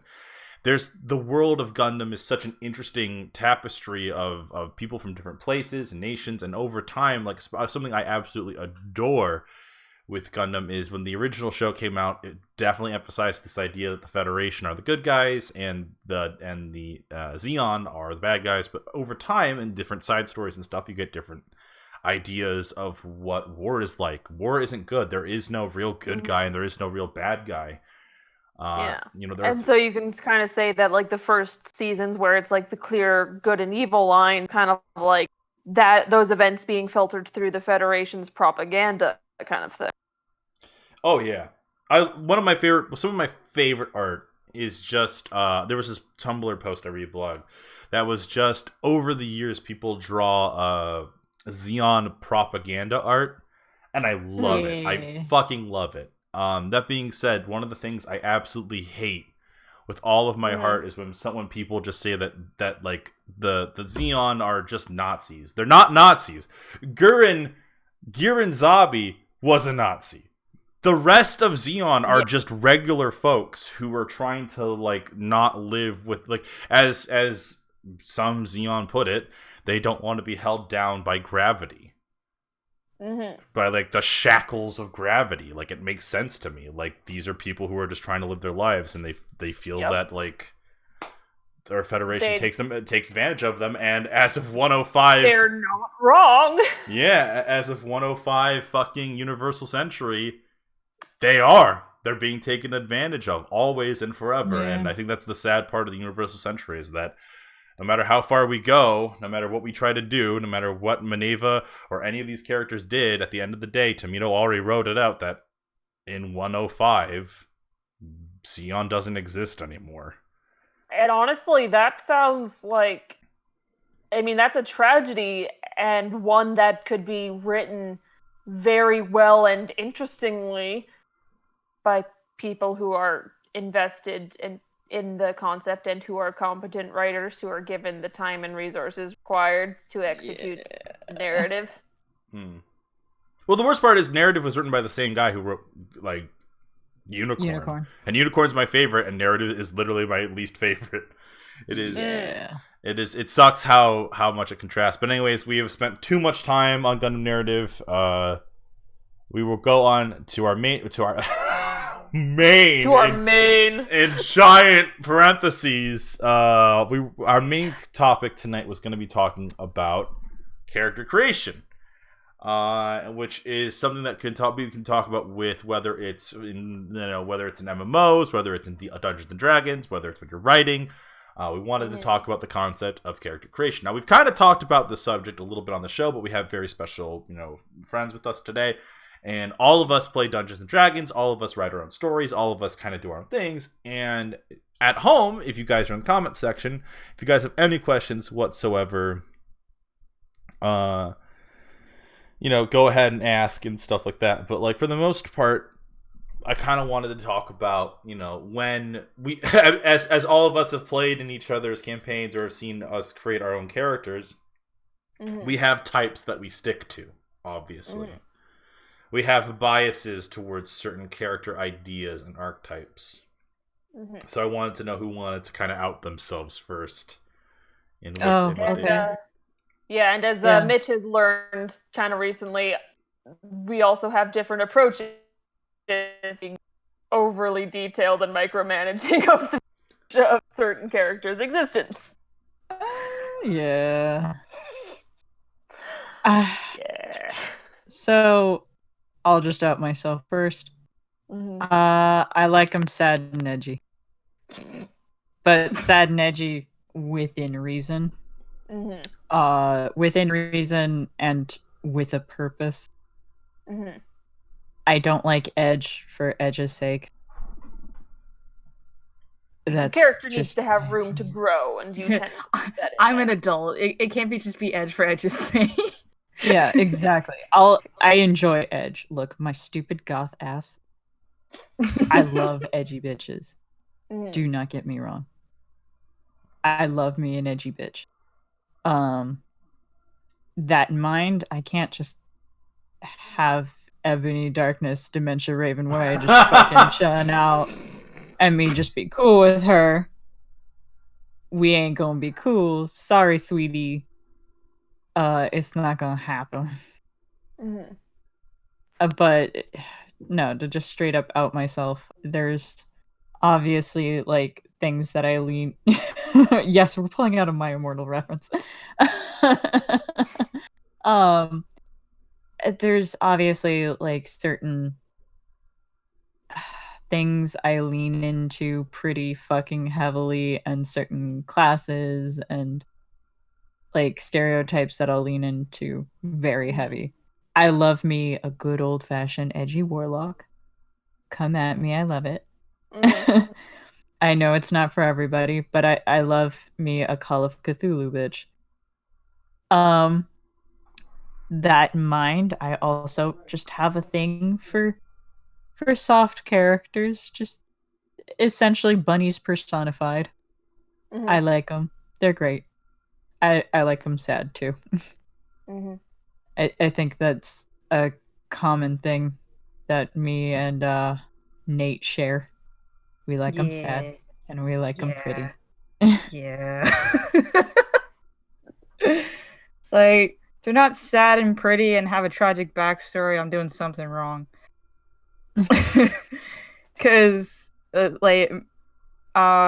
since we're playing Fire Emblem, I'm playing my own playthrough of with the Blue Lion House, and I'm like, why do I like these characters so much? And Amanda called me out for it. It's just like, well, let's use Ash as an example. So Ash, he's really cute. He's really small, and he's super nice. And then you slowly find out that he's was adopted, and you had to kill his adoptive dad, and he's super sad. What does this remind you of? And I'm like, it's just Arius. It's my OC. It's my OC. It's just my OC. Yeah. Arius is still one of my favorite fucking characters I've made. He was originally just a D&D character, but he is just... if I have art block, I just draw him. He is just so bright and colorful, and he makes me happy to draw. Oh, also, I like asshole characters. There you go. Yeah. I'd say I tend to kind of write characters who don't necessarily socially fit in super well, in different ways, which I guess is my autistic ass projecting myself on a lot, but yeah, it's in one campaign that I'm playing, I'm this middle-aged Russian sniper who's I don't want to connect with people that I believe are probably going to die, but also, god damn it, I need to take care of them, but also I don't know how to connect with all of these explosion nerds. And then in with the campaign with you guys, I'm the blacksmith social outcast bastard child in the middle of this ye old Norse village who stutters a lot and is very, very combat averse. So it's sort of outsider-ish, but also even for the characters that I don't play in stuff, some of my book characters that I'm attempting to write, most of them are queer in some way.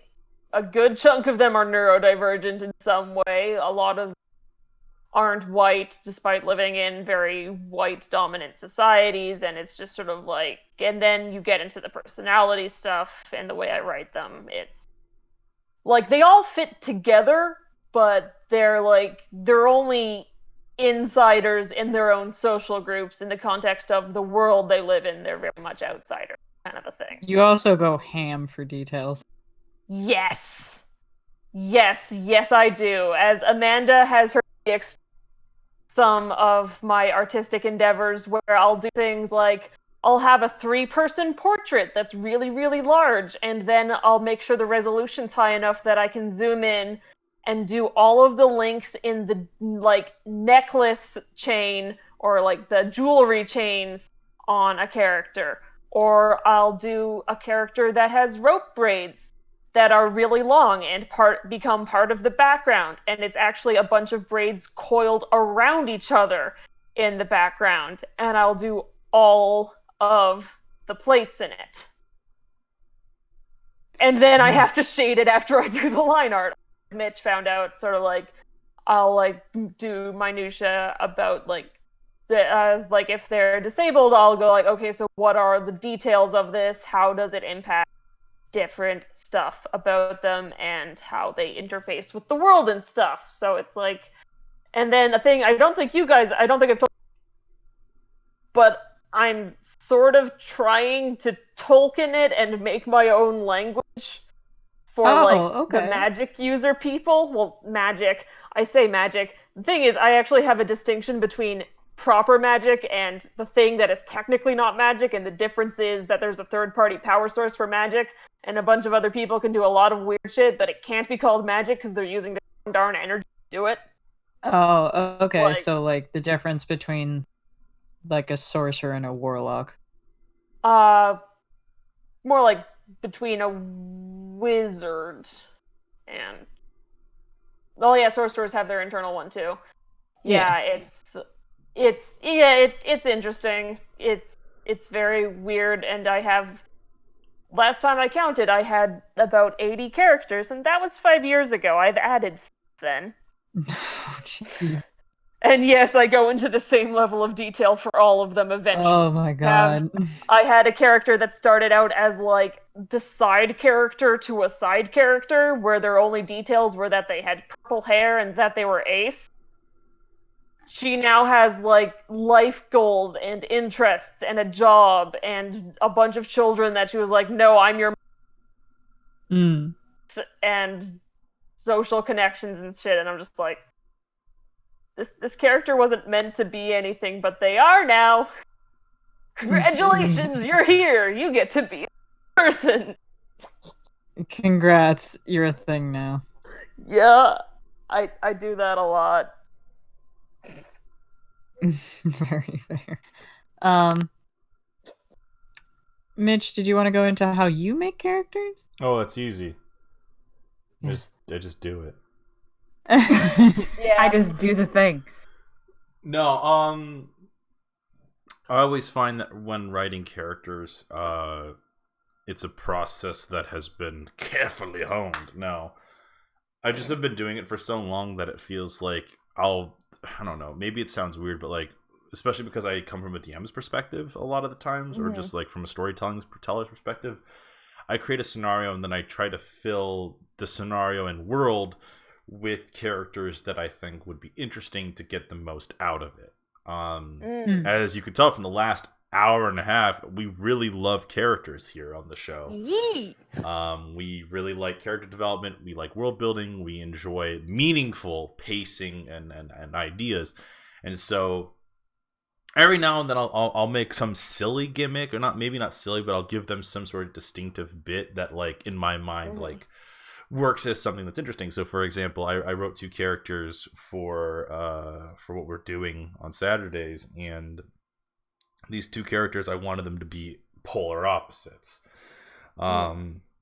A lot of times when I build characters, I'll use actors or other characters from other pieces of media to kind of like get an idea of a base, and then kind of work from that, because I find that, like, you know, much like art, you know, you always have to use something to kind of have an idea. Like, even if you start from scratch, you'll find yourself pulling from things, because that's how people build.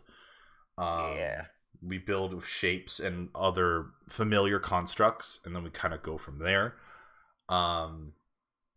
So when you're building a base for a character, you kind of build from what you know. And one of the things I built was just like, I took this idea of like what John Bernthal looks like in my head, and I just kind of made the opposite of him.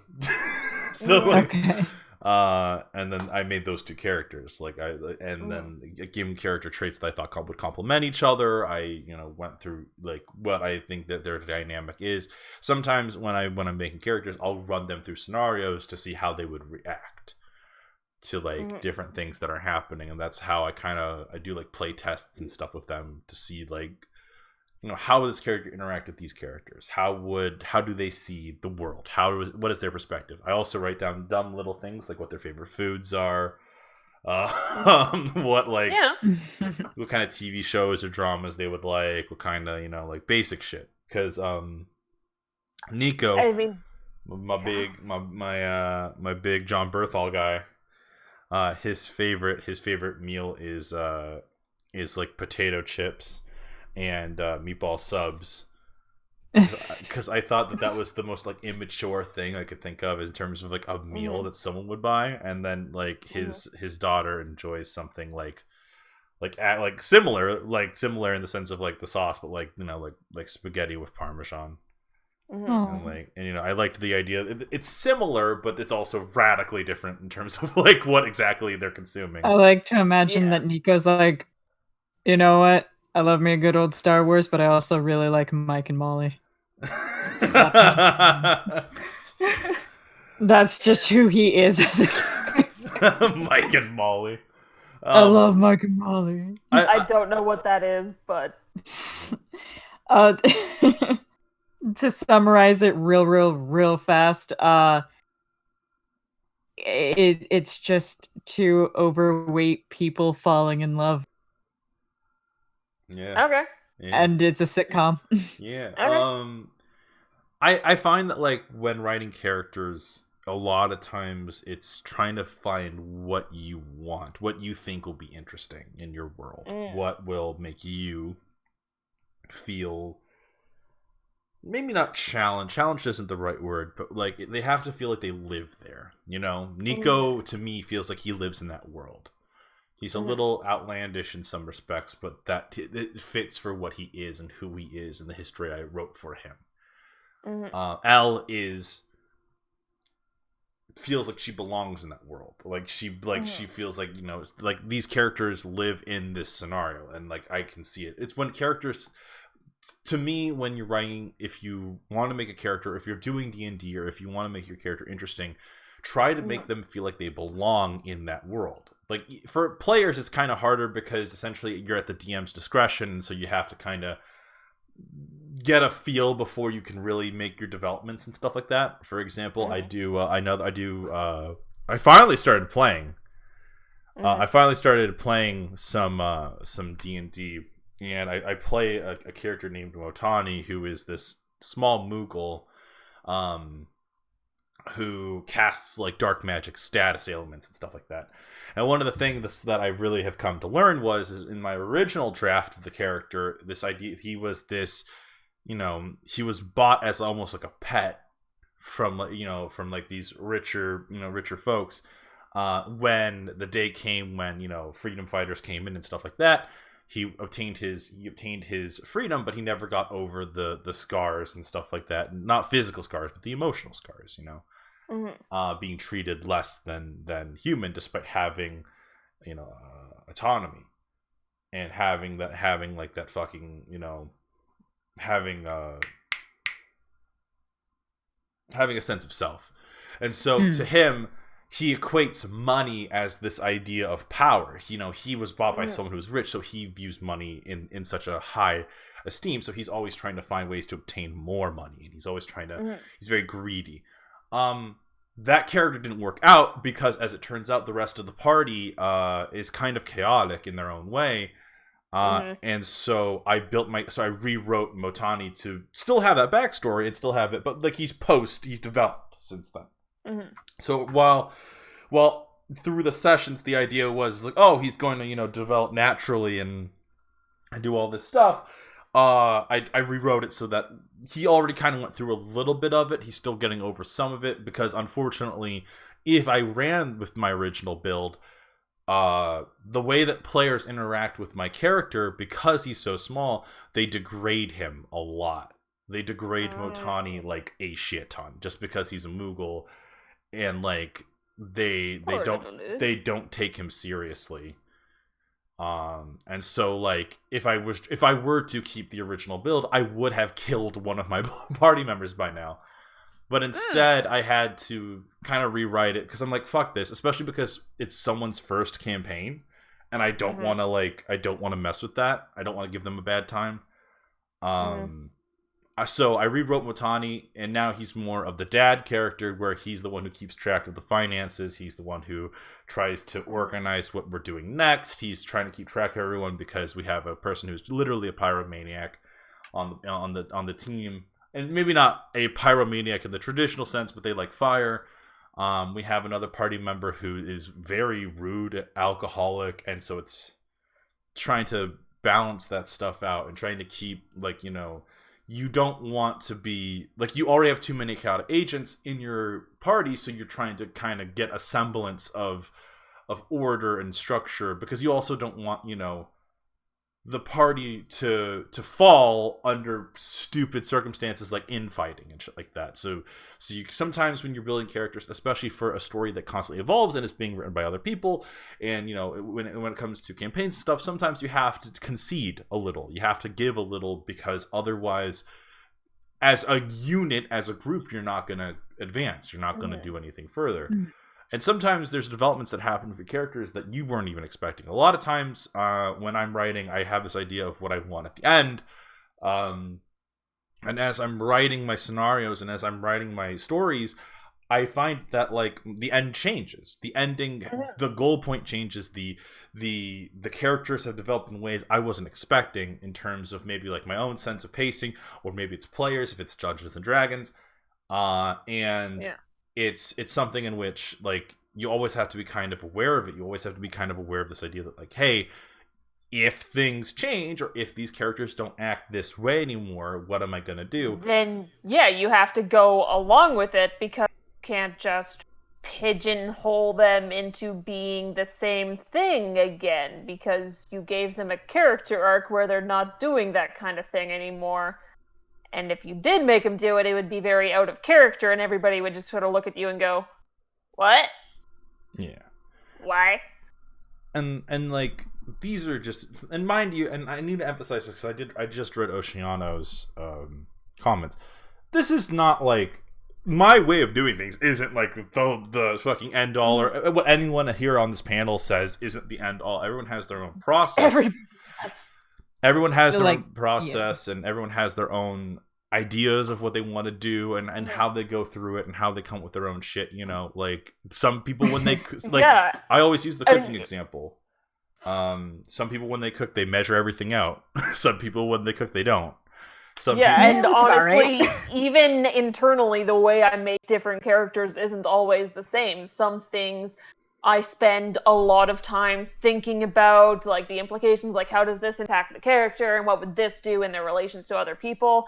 And then sometimes I do a doodle in the side of my notepad where I can't be arsed to draw the second half of an arm because I don't want to draw the hand. And then I look at it 5 minutes later and I go, what if this person didn't have that arm? And that's just a character trait now.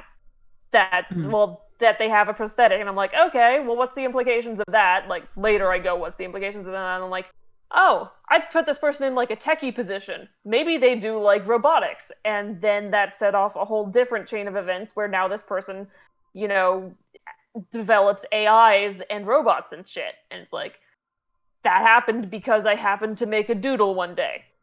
Yeah. And then some things are actually intentional. So, like... Yeah. I would also like to just emphasize just real quick that, like, if you ever feel like your process isn't enough, or if you look back on your characters and like, oh, that's shitty, why did I do it that way? We all do it. We all fucking do it, because I take for this Saturday thing I'm doing with this Call of Cthulhu campaign I'm doing with these guys. I'm taking old character ideas and old world building concepts and I revamped them like from like 10 years ago.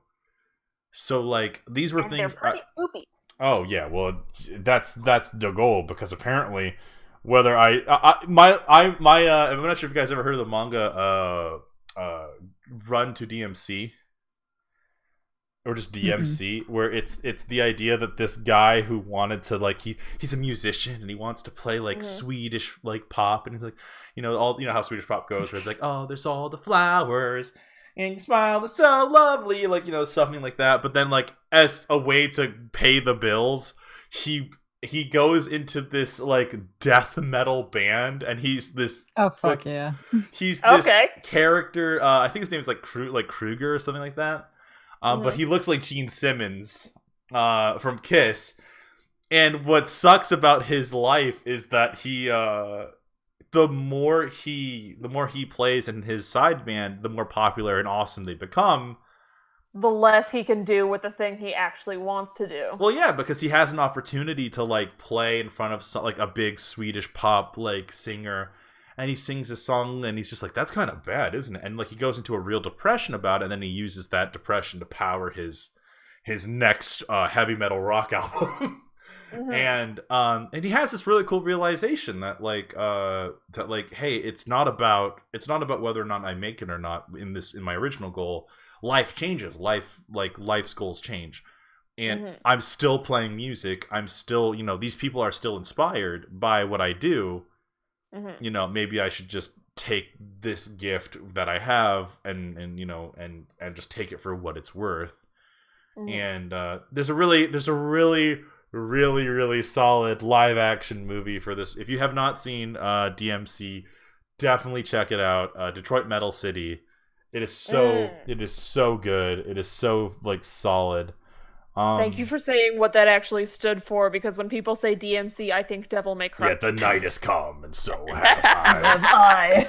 But yeah, no, that's a cool story, and yeah, like everybody, like we do change over the years and in the way we do things as we get experience with it. I always thought I was You've been revamping stuff for this new campaign, and that's really cool. And that's also sort of what I've done over the years. I have a character who's technically the first character I ever created. Their name is Al Redfield.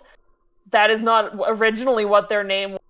A lot of their character traits are super different now because I'm 21 trying to write them, and I made them originally when I was 11. Things have changed. Like, I always thought I was gonna make like something like Tolkien-esque or something like that. No, I guess horror is my fucking thing to go to. I also, for anyone who wants to see that movie, Detroit Metal City, I highly recommend it, because if you've ever seen the Death Note live action films, L is the guy who plays the main character. Oh, good, because I just looked up that and it looks really I'm so down to watch that movie again. Do you mean the Japanese Death Note movies? Yeah, the live action. Yeah. Oh, yeah, sorry. Yeah, the live... I forgot that that's a thing. Yeah, the Japanese live action. They're very different things. I feel like it's a distinct question. He's in the film. He's the main character, and, like, it's so funny, like, because I must have watched this movie, like, maybe 8 years ago by now. But, like, it is so jarring to watch this incredibly serious character, or incredibly serious performance that you saw in Death Note, like, go to Detroit Metal City, because L Changed the World also came out like the same year that Detroit Metal City came out, and it's that must be really weird movies to watch back to back. This guy is like, I definitely want to see some of his other work, because he did Gantz, he did Usagi Drop, like, he's the live action actor for like a lot of like these different projects and stuff, and I never watched it. But anyways, the point is that, like, when you're building these characters and when you're building your own stories, when it comes to character creation, I definitely, like, my method, like, is very specific in my mind, because I like to world build. But if you want to just build a character that you just think is cool, go for it, you know. But I would also strongly recommend, if there's one thing I could tell you guys, it's this: if you really want to make an interesting character, if you really want to make something that really pops, not just to you but to other people, try to think a little bit outside the box. And I know that JoJo has its weird reputation right now in terms of how anime fans take it, but something that I always found really interesting about how characters are built in JoJo is how, like, they're inspired normally by, like, actors and, like, other things like that. But then all I can think of is Tomino's name. I can't think of Tomino's on the brain. I know, Tomino's on the brain. But, like, the way he builds characters is he listens to music, and he finds his inspiration through that. And I think that's, like, so beautiful, you know? But, like, yeah, no, music is a very good way for characters, because it's like, I'm not, like, I don't make, like, playlists or anything, but it's like, I'll just go through random genres of music and just be like, yeah, no, that like relates to my character, like, relatively well. Yeah, I mean, I decided to make, like, a whole extra plot line and series of characters because I listened to a really cool song and I was like, this is giving me some imagery. Oh, I have 10 new characters now. Yeah, no, because you were talking about before, because I, like, didn't want to interrupt, like, I had, like, your character changes, like, when you, like, either add them to the world that you're putting them in, or, like, they just transition over time. Because, so I have a character, like, Theo. He is a high elf bard, and he was going to be originally for one of Mitch's campaigns, like, called Bronix.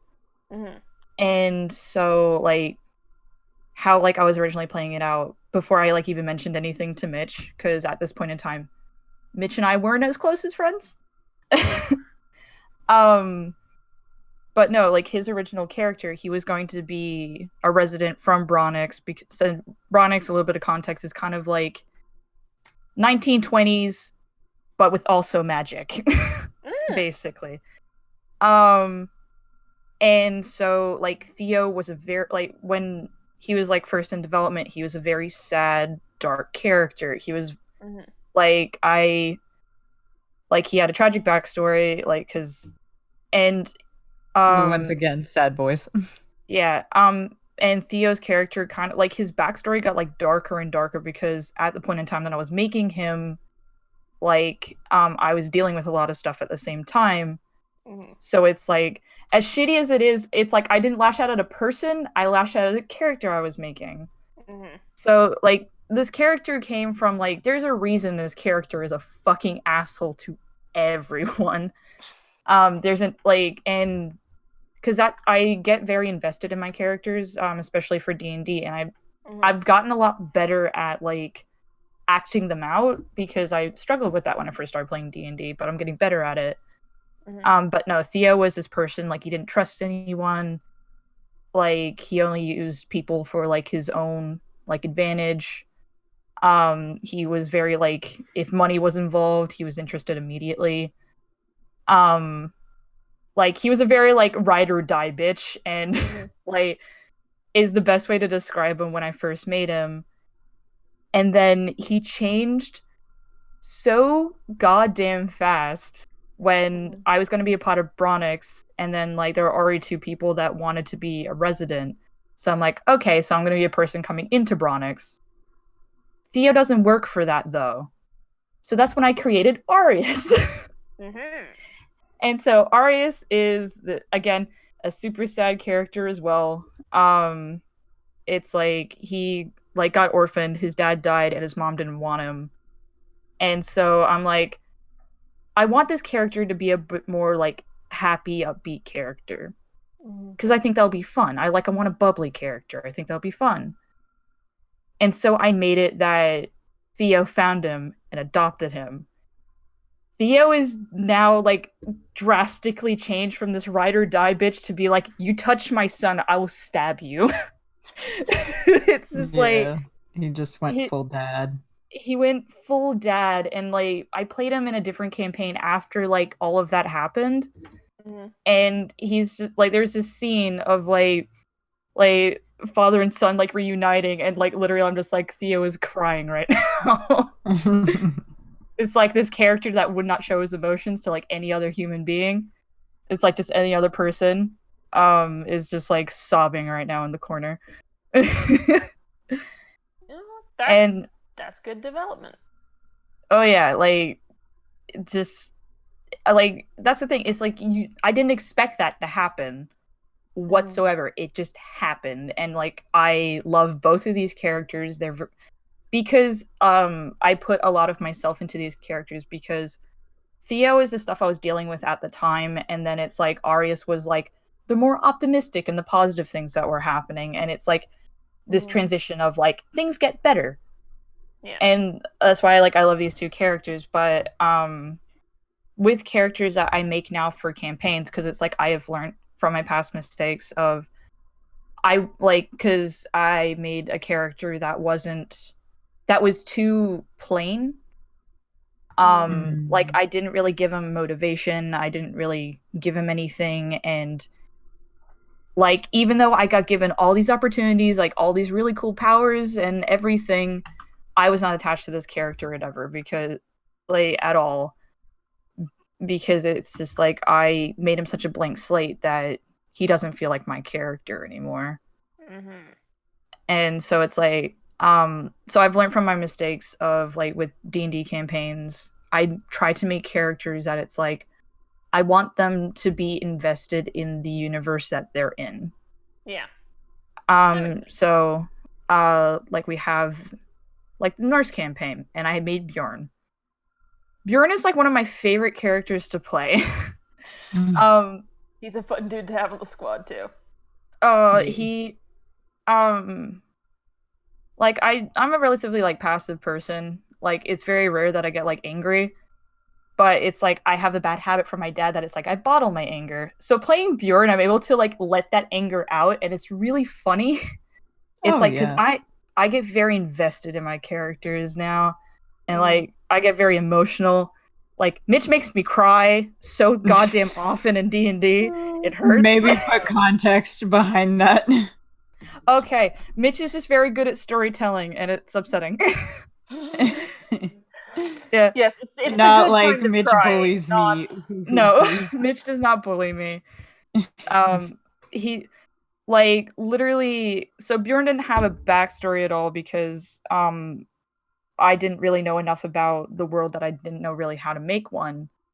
So Mitch literally gave me one on the spot because he's like, hey, like I need to give you a background like for this next bit. I'm gonna like tell you like the backstory, and then I'm gonna like play the scene out for you. And I'm like, okay. I was crying the entire goddamn time. Had the And it's like, backstory for 10 minutes. Yeah. And then like because I know Mitch takes pride in because I say that I'm a sook, but it takes a lot to get me to cry sometimes, but Mitch just knows how to tug on my goddamn heartstrings. And it's like, god damn it. First of all, yeah, maybe. But second of all, I don't know. I wrote a scenario that felt appropriate for your character. You gave me basic ideas, and I simply was like, okay, well, I'll expand on these ideas and write a scenario that I think fits. Mm-hmm. Yeah, because I prefer it that way because it's like the whole point of being a player is that like stuff is not in your control. It's just like, yeah, you can kind of do everything you can to kind of control the situation, but it's like at the end of the day, the DM has all the power here, not necessarily you. Yeah, so it's like, yeah, I like yourself. Yeah, it's just like I like giving you like a basic concept of a character and seeing what you do with it, because I know you take it way further than I possibly could, because I'm not a good storyteller. It's like, yeah, I can make good characters to a degree, but it's like I'm not good at storytelling. It's like I'm able to scare people, but I do that on a daily basis anyway. Like horror is a very like easy thing to kind of get to people in a way. For you. For me, I guess. And Mitch is very good at it. Yeah. Freaking, you just have me screaming every time freaking Nifaloa showed up. It's like, no. Even it's the like sound. Yeah, just the horror music playing. The specific horror music, and it's just like, this fucking bitch is back. It's like, but no, it's just a lot of things can inspire a character. Oh yeah. And just you go in like with like a basic idea, and then you build on that. And then like that's just like the character's personality, and design is like a whole other thing. Yeah. Did you want to go into like actual visual design of characters, or just like personality wise, Mitch? I mean, go ahead, man. Okay. So I have like I'm trying to break out of my cycle of like the characters that I made. Like it's like I'm like a person that like, yeah, I just like drawing pretty characters, and that's all I did for like a long period of time. And like I've developed this like habit when I draw of just like, they're not actually this pretty. It's just that this is how I draw, and I need to like reiterate that a lot. Because it's just like I know it's weird, but it's like I don't know how to necessarily draw an ugly character that isn't like an eldritch horror. So no, like I'm branching out into like different body types, because the main body type I went with was small and twinkish. Was like the main thing I went with. But no, it's like I have like Bjorn now and Tobias, and it's like they're just more adult, and like Bjorn is like taller and buffer because that makes sense for his character. It's like he's like basically this barbarian berserker, and it's like he carries around a lot of pelts on his back, and he's been carrying those around for weeks, and he can dual wield like a 2-handed weapon with one hand. So it's just like, you know, he needed to be strong, and I had a lot of fun like redrawing like Bjorn, because I drew him like the first time and I liked it. But it's just like it wasn't exactly what I was going for. It's like close, but I know I can do better. And I drew him again, and I drew like a full body like sketch of him. And then like I had like the outfit like was exactly how I wanted it to be, and I'm just like, thank God. It's like I'm actually like my art skills are developing for one, and then it's like I'm happy that I can get something that's like in my head on paper, because that is like the hardest thing to do. Yes. It's like I have this idea. Yes, It's like I have it in my head, and then you try to draw it, and it's like, okay, this is generally the idea that I wanted, but it's not exactly, and it gets really frustrating because that's when you get nitpicky. It's like, because like when I make characters for like D&D, it's like I do like if I haven't played in that campaign for a while, it's like I'll eventually make them their own character and like create loved ones for them. So it's like Theo and Arius both have like characters that like they'll eventually become their like partner, but it's like, and I do want to write stories for them because I haven't played these characters in forever. But it's just like I just haven't gotten around to it. But designing like characters that my other characters would like is really weird. It's like, because you have to be like, well, how do they, like, first of all, what are they into? And so I'll use Arius as an example. Like, Arius was just this, because he dealt with like a lot of like stuff, because he is like a half-breed character, and that was like one of his main points, is that he didn't give a shit about it. Like, he was like part gnome and part tiefling, so it's like interesting combination as it is. So it's like he's this upbeat, very like bubbly, he's very like true to himself, and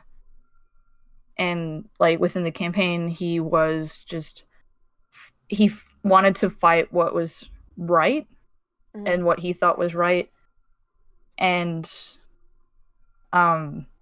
whether I portrayed that well or not is a different story, but like that's what his main thing was, of just looking out for the people that couldn't help themselves. And because like that's the type of person he was. And so like having a character that you have this character like fall in love with eventually, it's so weird to pan out, because it's like, and me being an extra bitch, it's like I can't just have them be just a human, because that's too simple. I've got to make it interesting for myself. And or also I have the DM make you a fucking NPC boyfriend. Simp. Fucking simp. Yeah. If I could, granted, if Merlin was dateable, he's totally not. He prefers pancakes like than anything else. He's a perfect boy, though. He's a perfect boy. Pancakes are good. Pancakes are excellent. But they are, and though like for your characters, it definitely sounds like you have a very fluid way of approaching them, which is pretty good. Because they definitely I try to like, when I create characters, it's like I create the dynamic before I even like what's the dynamic that I want these two characters to have. Again, it's like my personal bias comes into the matter, like when it comes to stuff like that. It's like, because I'm one of those people that think height difference is the cutest motherfucking thing. So it's like that is a very weak spot for me. But no, it's just I create like the dynamic that the two would have before I even start drawing the character, if I'm drawing like a character, like a loved one for a character, because like that's what my approach was with Riley when I drew her. So I'll give context. So Tobias is the character I play in Mitch's horror campaign, and Mitch wanted us to have a loved one. So I created a daughter, like, named Riley. And I thought of, like, the dynamic that they would have, and then gave Mitch kind of, like, her personality based off of that. So it's just, like, and it, so, like, yeah, she, like, and Mitch played it out without me even giving context, any of the things that I was thinking of. It's like, yeah, like, she would probably be the kid that's, like, either helps with dinner or, like, makes dinner for her dad, like, as he comes home from work and shit like that. And Mitch nailed it. It's like, she's, like, a creative kid, so she probably, like, writes or draws a lot. Mitch did that as well. It's just like, I don't know if I'm just predictable or not, or Mitch is just good at figuring out shit. So who knows? Well, Anyways, I mean, you've known each other long enough that it's probably a mix of both. Yeah, like, what, nearly 2 years? Yeah, something like that. Something like that. Yeah. This has quickly become the Mitch is very good at character Oh, design. Jesus. Yeah, Mitch is very good at character design. We're just good at drawing them. It's going to be very interesting in the horror campaign, because this is going to be the first time I've had Mitch do one of my, like, side characters, but they're going to be important and on screen a lot, because, like, in the Norse campaign, Mama Stormer kind of died fairly early on and was, like, super important to the plot. But then Mikhail, who is the loved one in in the horror campaign, he's the loved one / emotional tether for my character Trico. So that's gonna be interesting. So at one point or another, I will go into, because the audience probably will need context about that whole thing, but we can leave that for next time. yeah, we'll leave that for next time. I did want to ask real quick, what are some character traits that you personally find either boring or not very interesting? I thought that, because, like, we've been talking about, like, what we do when we build something, but, like, what obviously, do we avoid? Yeah, what do we try to avoid? Because obviously there's some things that I personally feel are kind of limiting to a character. I definitely go with the angry all the time character trait. Oh, way to call out Bjorn. Yeah, way to call me out. No, Jesus, Ren, just say I don't like Bjorn. No, I get it. I get it, and y'all doesn't like it. No, I do like Bjorn, because, yeah, he has anger and stuff in him, but he also has more to him. I'm talking about the characters who don't. Oh, like angry, just angry for angry's sake. There's no real reason. That's just their that personality. Sort of stuff. Or, like, maybe they do have some of their anger, but they never stop being angry, kind of a thing. I missed that. You didn't even say a trait. You're just like, Bakugo. You just named a character. I did. That is part of the reason why I don't like Bakugo. But I mean, yeah, but it's not all. It's my not fucking a thing aesthetic that I traits can't. that hurts. Oh, Bakugo, like, is, like, aesthetically, it's like, yeah, I can appreciate Bakugo. Why are you pissed all the time, though? Yeah, Bakugo needs some chill. I feel like his character would benefit greatly from some chill, and honestly, I think that's part of why people like to Kirishima, because he has chill. He has the chill that Bakugo needs. But, like, part of the reason why I brought up the angry all the time trait as being a thing I try to avoid. Also, to Lesbihime, yeah, hard same. I do not have a whole lot of cishet characters. I think I have one. Yeah, I have one. Anyways, but the reason why I picked the angry all the time trait thing is because I did actually used to have that as sort of like a thing. In fact, like I mentioned my character, Al Redfield, they used to, like, their original, like, the when I was 11 version of them, who was actually a woman at that point in their development, was kind of like that, and that was partly because it was me being very angry at them that I felt didn't make a lot of sense, and also wasn't, like, a very integratable place. I projected that onto that character, for the worse. But then I've sort of like over the years figured out how to actually like flesh out a character. So like, yes, they can be angry at things. Yes, they can hold that anger, but also anger can't be the only part of their existence.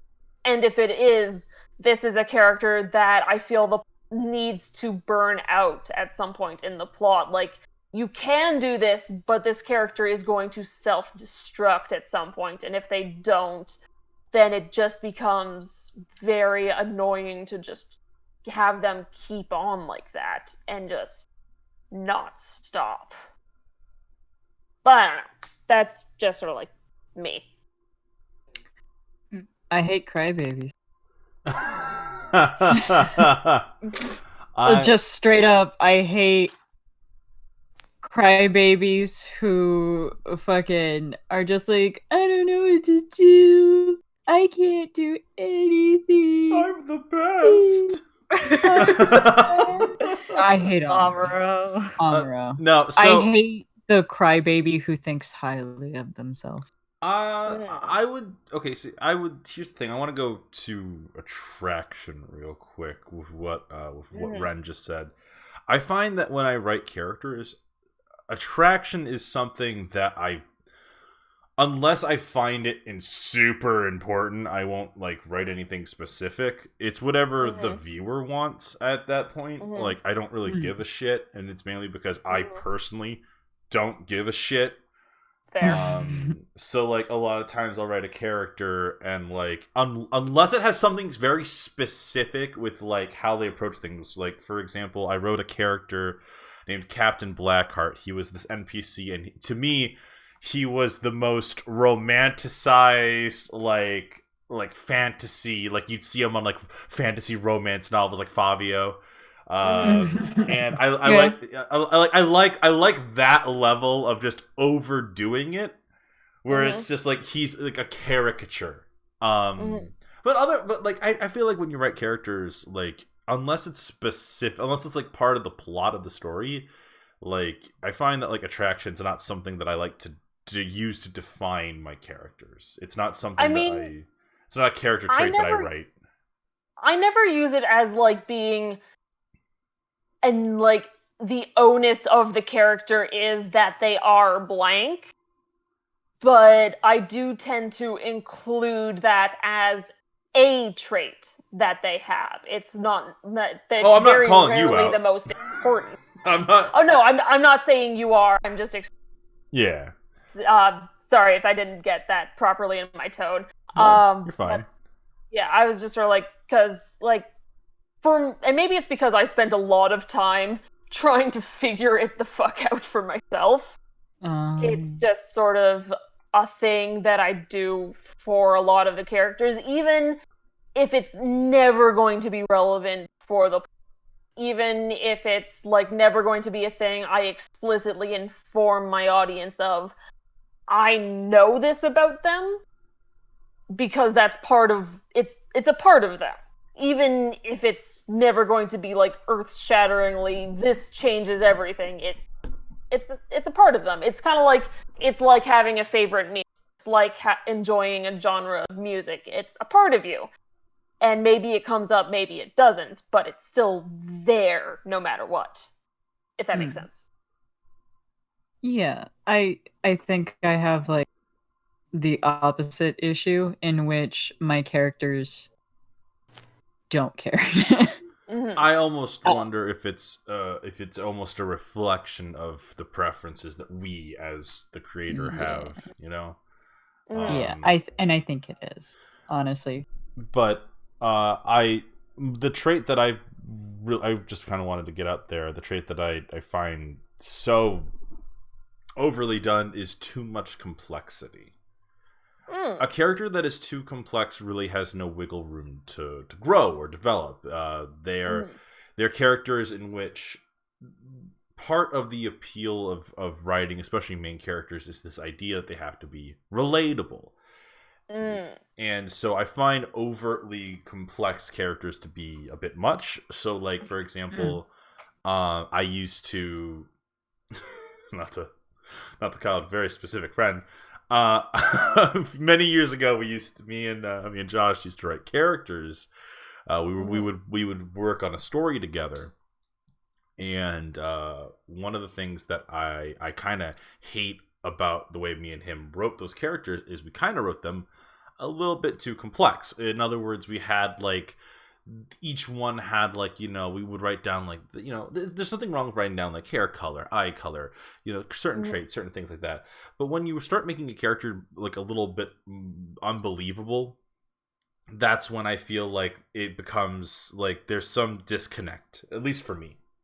I'm kind of curious. What are the kind of traits that you think make a character unbelievable? I think stacking is something that I find when I watch not watch, but when I read something that was clearly written by like a teenager or something like that, stacking specific traits becomes something that's like a kind of a crutch. Like, okay, so for example, let's say I took Shiro, right? Shiro from Voltron, and now Shiro is an interesting character. He is a soldier who works for the garrison, and he was taken by aliens, experimented on, lost an arm. You know, he has a cool robo arm and stuff like that, and he has like a weird, kind of story going on with him where he feels like he might be brainwashed or something like that. He doesn't trust himself. He has complexity going on. I love Shiro. He's a great character. But then, like, I add on another, like, I add on, like, let's say, Shiro's also, I don't know. I'm trying to think of something. Like, Shiro's also, like, deaf. Or he's also, he's also, he has heterochromia, or has, like it's when these things start to stack. It's when, like, he also has a tragic backstory that involves his mom, and he also rides a motorcycle, and he also does this and this. It's like that complexity doesn't make an interesting character. It's what you do with base ingredients that makes something interesting. Once again, cooking analogy. If you overspice something, it can kind of lead to something a little off-putting if it's not done correctly. And so it's this thing in which when I write characters for campaigns or just stories, and I did it all the time when I was younger. I did that shit all the time. I would fucking make my characters over complex. And then when I look back on them now, I'm like, well, fuck, like, why did I do this? And it's because as a writer, I wasn't able to write something, or at least I couldn't feel like I would write something with the strength to kind of carry him. So I gave him these things that I thought would make him interesting rather than simply making a character interesting. I remember I used to think that this idea, he makes the ultimate sacrifice, and I cringe now at the idea that if I ever wrote anything like that without purpose or need or well developed, because I always think of Suicide Squad, and I know this is a weird pool, but hear me out. One of the problems with Suicide Squad is that it feels like it was written by someone that, like, it felt like I wrote it. Like when I was like 13-year-old me wrote it, because there's this line that Diablo says. The entire movie, the characters are they barely interact with each other. They don't like have like their Guardians of the Galaxy moments, because that's what it's trying to be, is Guardians of the Galaxy.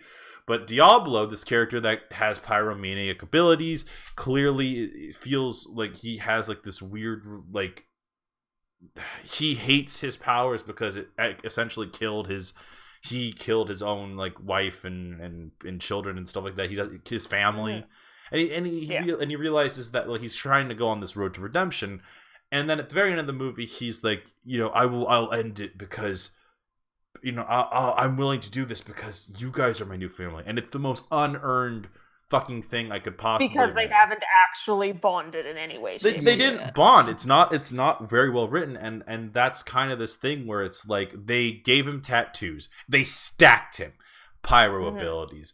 They even used, like, they gave him, like, what is it? I think he's Hispanic, which I know racial things are kind of weird, but like giving a character a different race sometimes, especially for hack writers, is stacking. It's something that you use to stack. It's meant to be sort of like the implication of complexity for this character, but without actually putting in the effort to do something interesting with exactly. That's like if I wrote a Samoan character arbitrarily.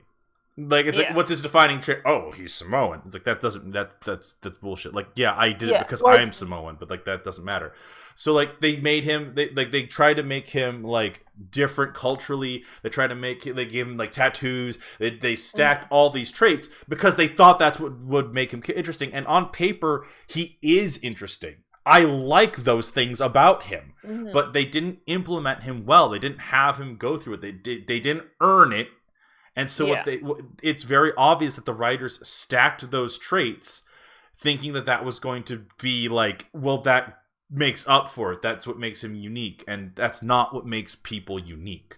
What makes people unique is what they go through a story. And another thing, do not write overly complex backstories. Because here, like, in terms of just like, unless there's a way to fit it into the story or at least have it to be like something that's emphasized, like, please don't do that. Because if it never comes up, then your character is acting upon things that the reader or the audience has no fucking clue how to handle or deal with. And like, especially in D&D, like, players love to do this thing where it's like, oh, well, my village burned down, or my or something da da da da da. Like, they do some tragic backstory thing. But there is a good chance that unless you talk to your DM about it, they're probably not going to be able to fit that in. Like, they have their own story they have to go through, and like, you can give a tragic backstory, but also just don't stack. Like, that's all I'm trying to get at.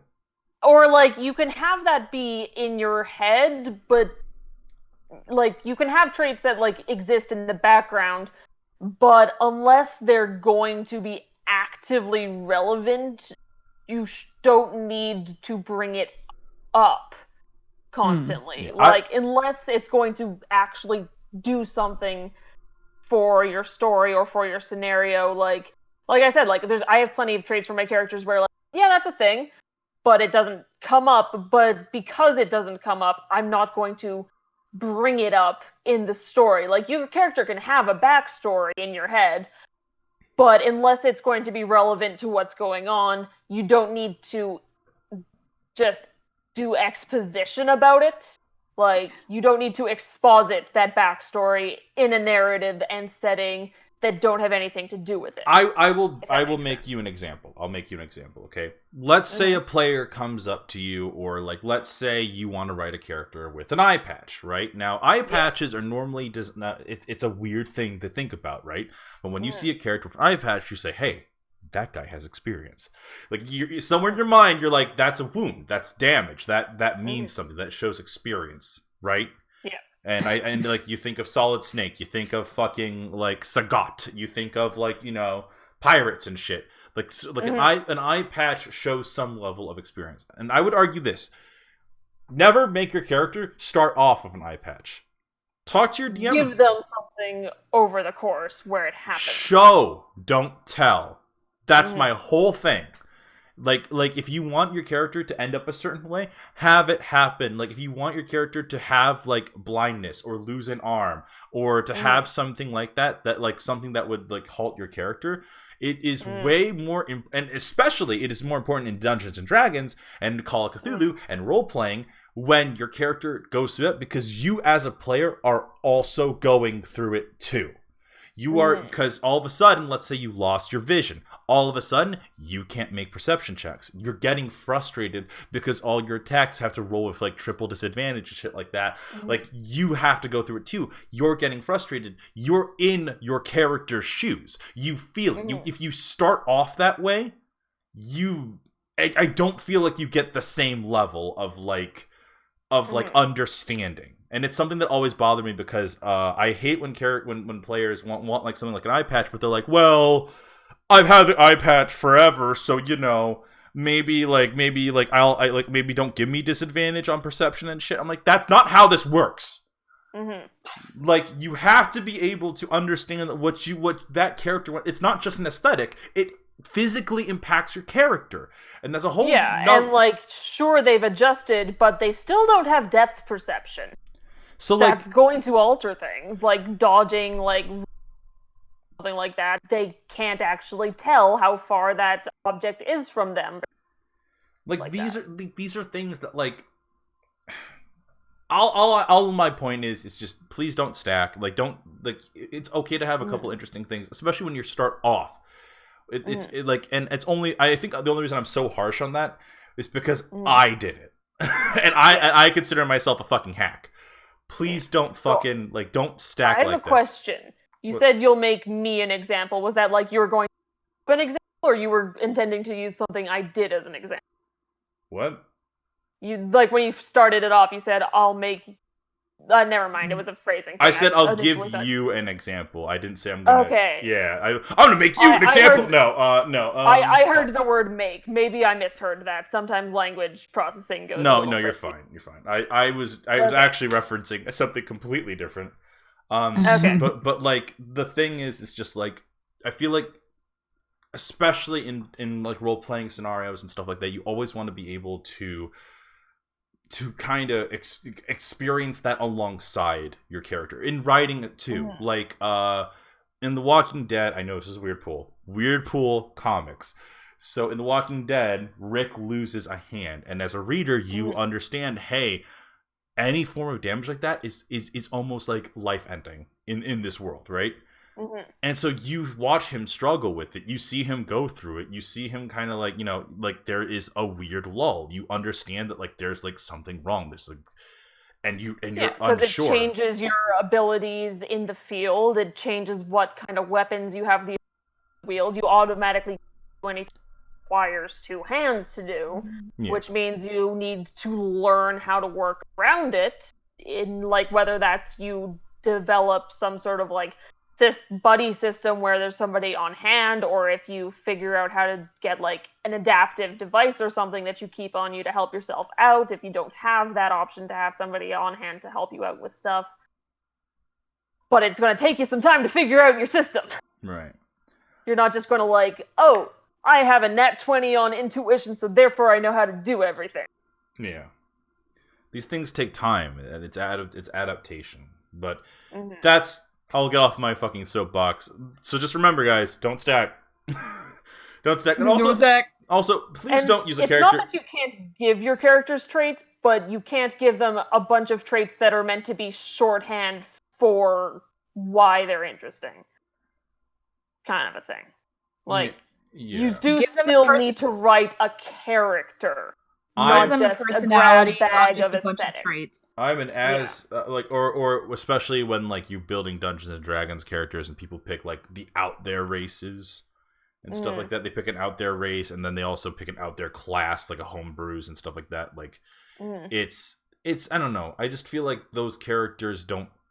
It's hard for me to see those characters work well alongside other players and other characters. And here's another thing. And this is a very specific to role-playing thing, you have to make sure that your character can interact with the other players and can interact with the other creations. The whole thing with Dungeons & Dragons that I think is so interesting in role-playing games in general is that it's a collective writing project. Every week you guys meet up and you continue to write a story with the Dungeon Master or the Keeper of the Arcana fucking keeping track of kind of how the story plays out, but it is entirely up to the players to make decisions and ideas. It's an incredibly unique storytelling experience. But like when you write your character, you have to make sure that those characters can interact. If you write a character that's super bitchy and super angry all the time, and you're like, oh well, you just don't know my tragic backstory. Like, there's a good chance that no one's gonna want to learn your tragic backstory because you've given them no reason to like you. Yeah, because you're like, you told them all to fuck off, so they did. Like, sorry, dude, but you were unpleasant and maybe reasons, but yeah. As Gronzo says it, no half demon, wolf, dragonkin orphans. We get it. I mean, the one I always think of when people are like try to like use all their like traits and stuff to make themselves like their aesthetic to make themselves interesting is I was very, very briefly in a campaign that did collapse where one of the guys in it, he argued the DM into letting him a human-sized penguin. Oh. What? I don't know why, but he got really annoyed when none of us knew how to interact with the whole he's inexplicably a penguin, and thus decided to just kind of ignore that. Because we were just like, was it a high fantasy or a dark fantasy? It was standard Dungeons and Dragons. Standard 5e. Okay. Yeah. Well, 4e at the time, actually. But, yeah. Just standard 4e. And he was inexplicably a very large penguin that could talk. And somehow wield weapons. Yeah. Well, I guess, like, you could try and talk it out and just be like, the stupid cliche thing of just like, it's like, well, if you're gonna do that, you have to be like some sort of spellcaster that can cast polymorph. No, more specifically, true polymorph, and true polymorph went wrong. Yeah, no, he And was just a dude who was also a penguin and had a sword. Yeah, no. Yeah, that was a thing. Yeah, which can I bring into my pet peeve about characters? It's more of a pet peeve than just like, hey, don't do that. My kind of hey, don't do that is perfect to overpowered characters. Yeah. Oh, where they have no flaws. Nope. They are absolutely perfect. In a D&D like standpoint, they have no negative stat. They have no flat stats either, because they rolled really well.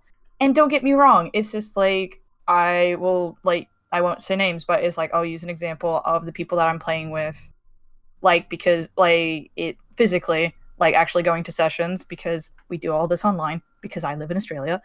But my friends that live here, like, so my friend, he made a character. It's like, I prefer his first character, but his first character died because he was greedy.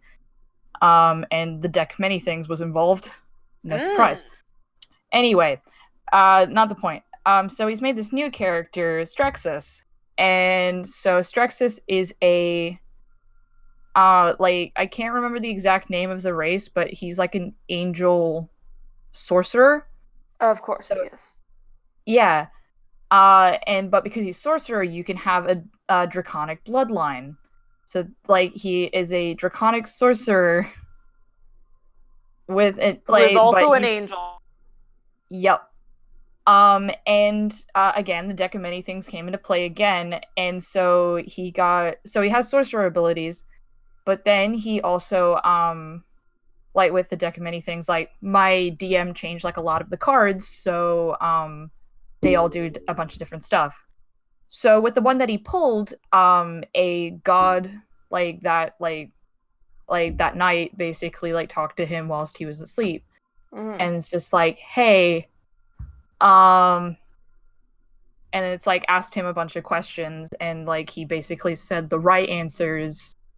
And so, hey, I'm gonna hook you boy up with some freaking warlock abilities. It's like, so he has. Oh yeah, by the way, he has no negative stats at all, no flat stats. All of them are like have bonuses to them. It drives me up a fucking wall. So yeah, it's just like he has sorcerer abilities, warlock abilities, and also he has a spell book that doesn't cost anything to use spells from, but they're like stupid, pointless spells unless you use them at the opportune moment. Because he has a spell called Fold, and with that, it's like, yeah, you can use it on like inanimate objects. If you use it on a living creature, it bends it in half and breaks its spine. Cool. So basically, it's an insta-kill that he can just do at no cost whenever he feels like. The thing that kind of just makes me a bit more like annoyed about that situation is just like his character isn't a good character. Like, so at the moment he actually can't use his warlock abilities because literally all his deity told him was just like, hey, try to at least do like some good shit, you know? You know, like you're helping out a lich at the moment, maybe don't do that. And so like comparatively to my character, which is a Cobalt Rogue, I have like all of my stats I only have 2 positive stats, and that is my dex and my charisma. Everything else is flat, and my strength is a negative. And like, don't get me wrong, my character has been a dick. So it's like, you know what? Like, I can give a little bit of discretion of why the DM doesn't want to give me stuff. It's like my character's an asshole and is helping the lich. It's like, you know, I get it. But when it's like because I've started being nice to everyone because because the Lich gave me a dagger. So with that dagger, it's like I'm getting visions of him and slowly becoming one of his followers. So as like my character, I'm like, hey, well, they don't really like me at the moment, and they've never really liked me. But granted, I've been an asshole this whole time, so I'm gonna be nice and see how it goes. My DM didn't know my plan. He just thought, oh, he's like, your character's developing, and he's being nice to the party now because he realizes he gets rewarded if he's nice. And it's like, no, I'm planning to kill the entire party. Just like lulling them into a false sense of security first. Yup. It's just like, hey, Lich, for one, here's your arm. Secondly, that bitch is an angel. Didn't you need his soul or something to become like more powerful? He's right there. I can help you kill him. I have evasion now because I'm a higher level than him. Because he's being nice. It's like, because I'm honestly done with playing with them because it's like, I have been nerfed to hell and back. Because I was originally a Dragonborn, but my DM didn't like how I was playing him, and I'm just like, well, if I play a Kobold, that would make more sense. I got none of the benefits from being a Kobold. I only got the negative stats. So it's like not a great feeling. But anyways, sorry to get majorly sidetracked. But yeah, broken characters, or perfect characters, drive me up a goddamn wall. Yeah, and like even if they don't have any like in D&D, even if they don't have like negative role mods, they can still have like personality traits that are flaws, and not in the my flaws make me even perfect, because like I care about people just so much. It's a problem that's not actually like that's what we call narcissism. Yeah. that's the character flaw. Is narcissism. But like you can like characters like you can't be the perfect person all the fucking time. Like even like some of my favorite characters that I've made, I'm like, they still have flaws to them. They'll make mistakes. They get to misjudge people and situations. Yeah, because they're a person. Yeah. And like they'll react to things based on their past experiences, and sometimes that's useful, but sometimes it's you're an over paranoid bastard who doesn't know how to actually trust somebody, so you shot yourself in the goddamn foot because you think things won't work. And it creates negative consequences for you because not everything goes right all the time. Yeah. What a weird concept. So yeah, that's like that's more so of like my no-go, but my pet peeve for like just kind of any people that like create characters, it's like whether because like I used to DM, and like don't get me wrong, my players were actually relatively like pretty good with the characters that they made. But it's like I've helped people create characters like before, and like they've given me this idea, and it's just like, but like, and it's like more so in a role-playing sense than anything else. It's just like, okay, but why would your character do that? Like, why is your character like that? And when they don't give me a response, it annoys me, because it's like there's nothing wrong with like only having a general idea of your character. Like there is nothing wrong with that, but clearly it's like you can develop this character more if you can't give me a response. It's like, so it's like, okay, I'll talk about this like scenario with you. I'll go through it. Like how would your character react? And just like go like da da da, like they'll do this and this. Why exactly would they do that? And then they won't have a response. And it's like, because in a role-playing sense, there is I like to have a clear in-between of your character and you as a person. Yes, like there is influence, because it's like sometimes it's hard not to get emotional and like take things too personally. But it's like I have a good, like I'm getting better at the separation aspect of it. So it's like I personally wouldn't do something like that, but like my character would. I'll use Bjorn as an example because Bjorn is like the most not like me. All of my characters are like relatively like me to a degree, but like Bjorn is the most different. So like if I got like put in a situation of like, okay, so there is like this super big monster you have to deal with. The strongest person like on your team right now is knocked to the ground. Like, what are you going to do?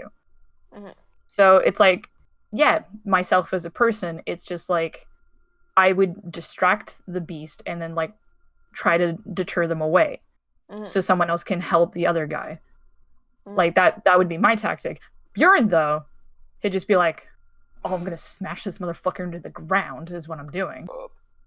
Like it's like I like having that disconnect to a degree because it's like I still feel the emotions that my character is going to feel because it's like I'm playing this character out. It's like I've cried multiple times during D&D sessions because it's like I'm a very like emotional person and I love playing Bjorn because it's like this I like you can have a character that's angry for angry's sake, but when there's a reason, like Bjorn has a reason for why he's like that. It's because anger is just a very like people can say otherwise, but I'm very heavily in the sense of like anger is a very passionate emotion. It's like it is a very strong emotion. It's also like one that takes a lot of energy to maintain. Yeah, it requires like a lot of energy. It's like you can like when you're angry, you can feel it in your whole body. It's a very empowering like thing when you're angry because you can just feel it like flow through you and like when I play Bjorn, it's like I can like it's really really weird because it's like we do this online so you can't like physically see me, but it's like when I'm in the moment, I'm like throwing my hands around, like I'm moving around and everything. Because there was that bit that like you were kind of like you were disrespecting me, disrespecting my culture, and that's why I punched you in the face. and was made retroactively hilarious by the fact that you're like a foot and a half taller than me. Yeah, I punched you in the face. Like I don't feel bad about it because I think it's hilarious. But no, it was a good moment. It was a good character moment. Yeah, it's just like the thing is, because after that session, I literally messaged Mitch. I'm just like, because I was starting to yell and everything, and I'm just like, hey, sorry if I was like a bit much. And then Mitch is like, no, you did fucking great. It's like freaking awesome. It's like, oh, okay, thank God, like, because that was my concern. It's like, was I like, because I've never done that before. It's like because I've never really played a character that's been aggressive like that. So it's like being able to like be very passionate about my culture, be very passionate about like the person I am and like the people that I look up to. And it's like this character is just kind of besmirching them a little bit. Fuck you! Yeah. And also like I haven't played a barbarian character before, so I haven't had that strength as well. But having that like because I've always wanted to play like different characters, branch out because I do limit myself to like bard and like rogue are like my go-to, and it's like I want to branch out from that. So it's like I have like a druid as well, and like Bjorn is obviously like basically a barbarian, and like they're super super fun. It's like I enjoy them a lot. So yeah, no, it's like they're a fun character with their ups and downs and motives and interests and everything. He's a fun dude. And yeah, like sort of like that whole situation where we had the culture clash between our characters. Like Njal is like Bjorn's like this very like sort of aggressive. He comes from like the more war culture, whereas then you have Njal who's just sort of like very used to sort of like having to be as small as possible so people forget about him so they don't like bully him because he was the bastard of the village and he wasn't very well integrated into it. So he's just kind of like, okay, you're mad. I'm just going to sit here and you'll be mad and hopefully in a bit you'll forget to be mad at me. Yeah, but no. that was the wrong response because it was like, oh, I won't fight you, I won't acknowledge you, kind of a thing. Yeah, no, like you like sitting down. I'm just like, it surprised me like a little bit. I'm just like, are you fucking serious right now? I'm just gonna keep punching you because it's like, because how like Mitch like, because I only got like briefly kind of like brought into the like actual like story of everything. Like only like the day before, actually like a few hours before the session actually started. So like I was afraid I was getting details wrong, but I'm like, thinking, I'm like, well, in I feel like in this culture, it's just like you backing down for a fight. It's like this is gonna make you look like a coward to me. But the thing is, it's just like I'm challenging you to a fight. You fight back, and you didn't. And it's like that just made him more angry because it's like, cool, you're disrespecting my culture even more so now. Yep.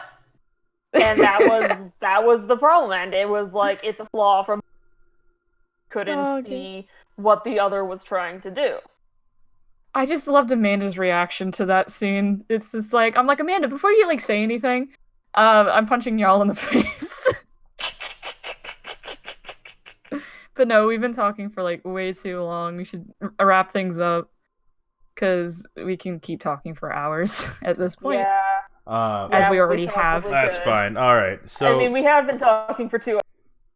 So more than that. So I'm gonna end it with this. I'm gonna end the character creation talk with this. The trick to making an interesting character is to make something that's interesting to you. And it's a lot of trial and error. You're not gonna get it right the first time. You're definitely not. But definitely remember, definitely remember some of the things we talked about. Don't stack. Try not to make your character a little too overpowered. And remember that like the things that make the most interesting characters to me is limitations. Rock Lee is one of the best characters in Naruto because he is a character who's limited, who overcomes that limitation through unique ways. There's a lot of characters in JoJo, for example, that like one of the things that makes them interesting is the fact that they have to come up with very creative ways to get out of scenarios. It's not always going to be a sword slash or whatever to win you the day. So just keep that in mind when you make your character. Obviously don't go a little too weird with that, and you got to give yourself enough wiggle room to make something work. But anyways, guys, thank you so much. They do need to still have capabilities with their limitations. Yeah. But anyways, guys, thank you so much for coming out and checking out another episode of the podcast. Remember, starting today, every vote counts. You can vote as many times as you want. Only once per video, though. So yeah. So don't just spam the same comment over and over again. Yeah, it's one per video, like, but again, it's like from like what this video from now onwards. Yeah, like, so starting on this video till November 13th. Yeah, it's like it will be who will be playing Pokemon is the real question because we're both gonna buy it anyway. Yeah, no kidding. Ironically, we're both buying the same version too. Yeah, we're both buying Shield. So it's not going to be like, do you want to watch a sword playthrough or a Shield playthrough? No, we're both getting Shield, so sorry. Yeah, sorry about that. But anyways, guys, we will catch you guys next week. Remember, you guys are going to get like maybe 3 or 4 episodes of Fire Emblem, and then we have War Corpse Party coming your way. Yeah, good episode, guys. It's like 3 hours long. 3 hour long episode. Woo! All right. Later, guys. Later.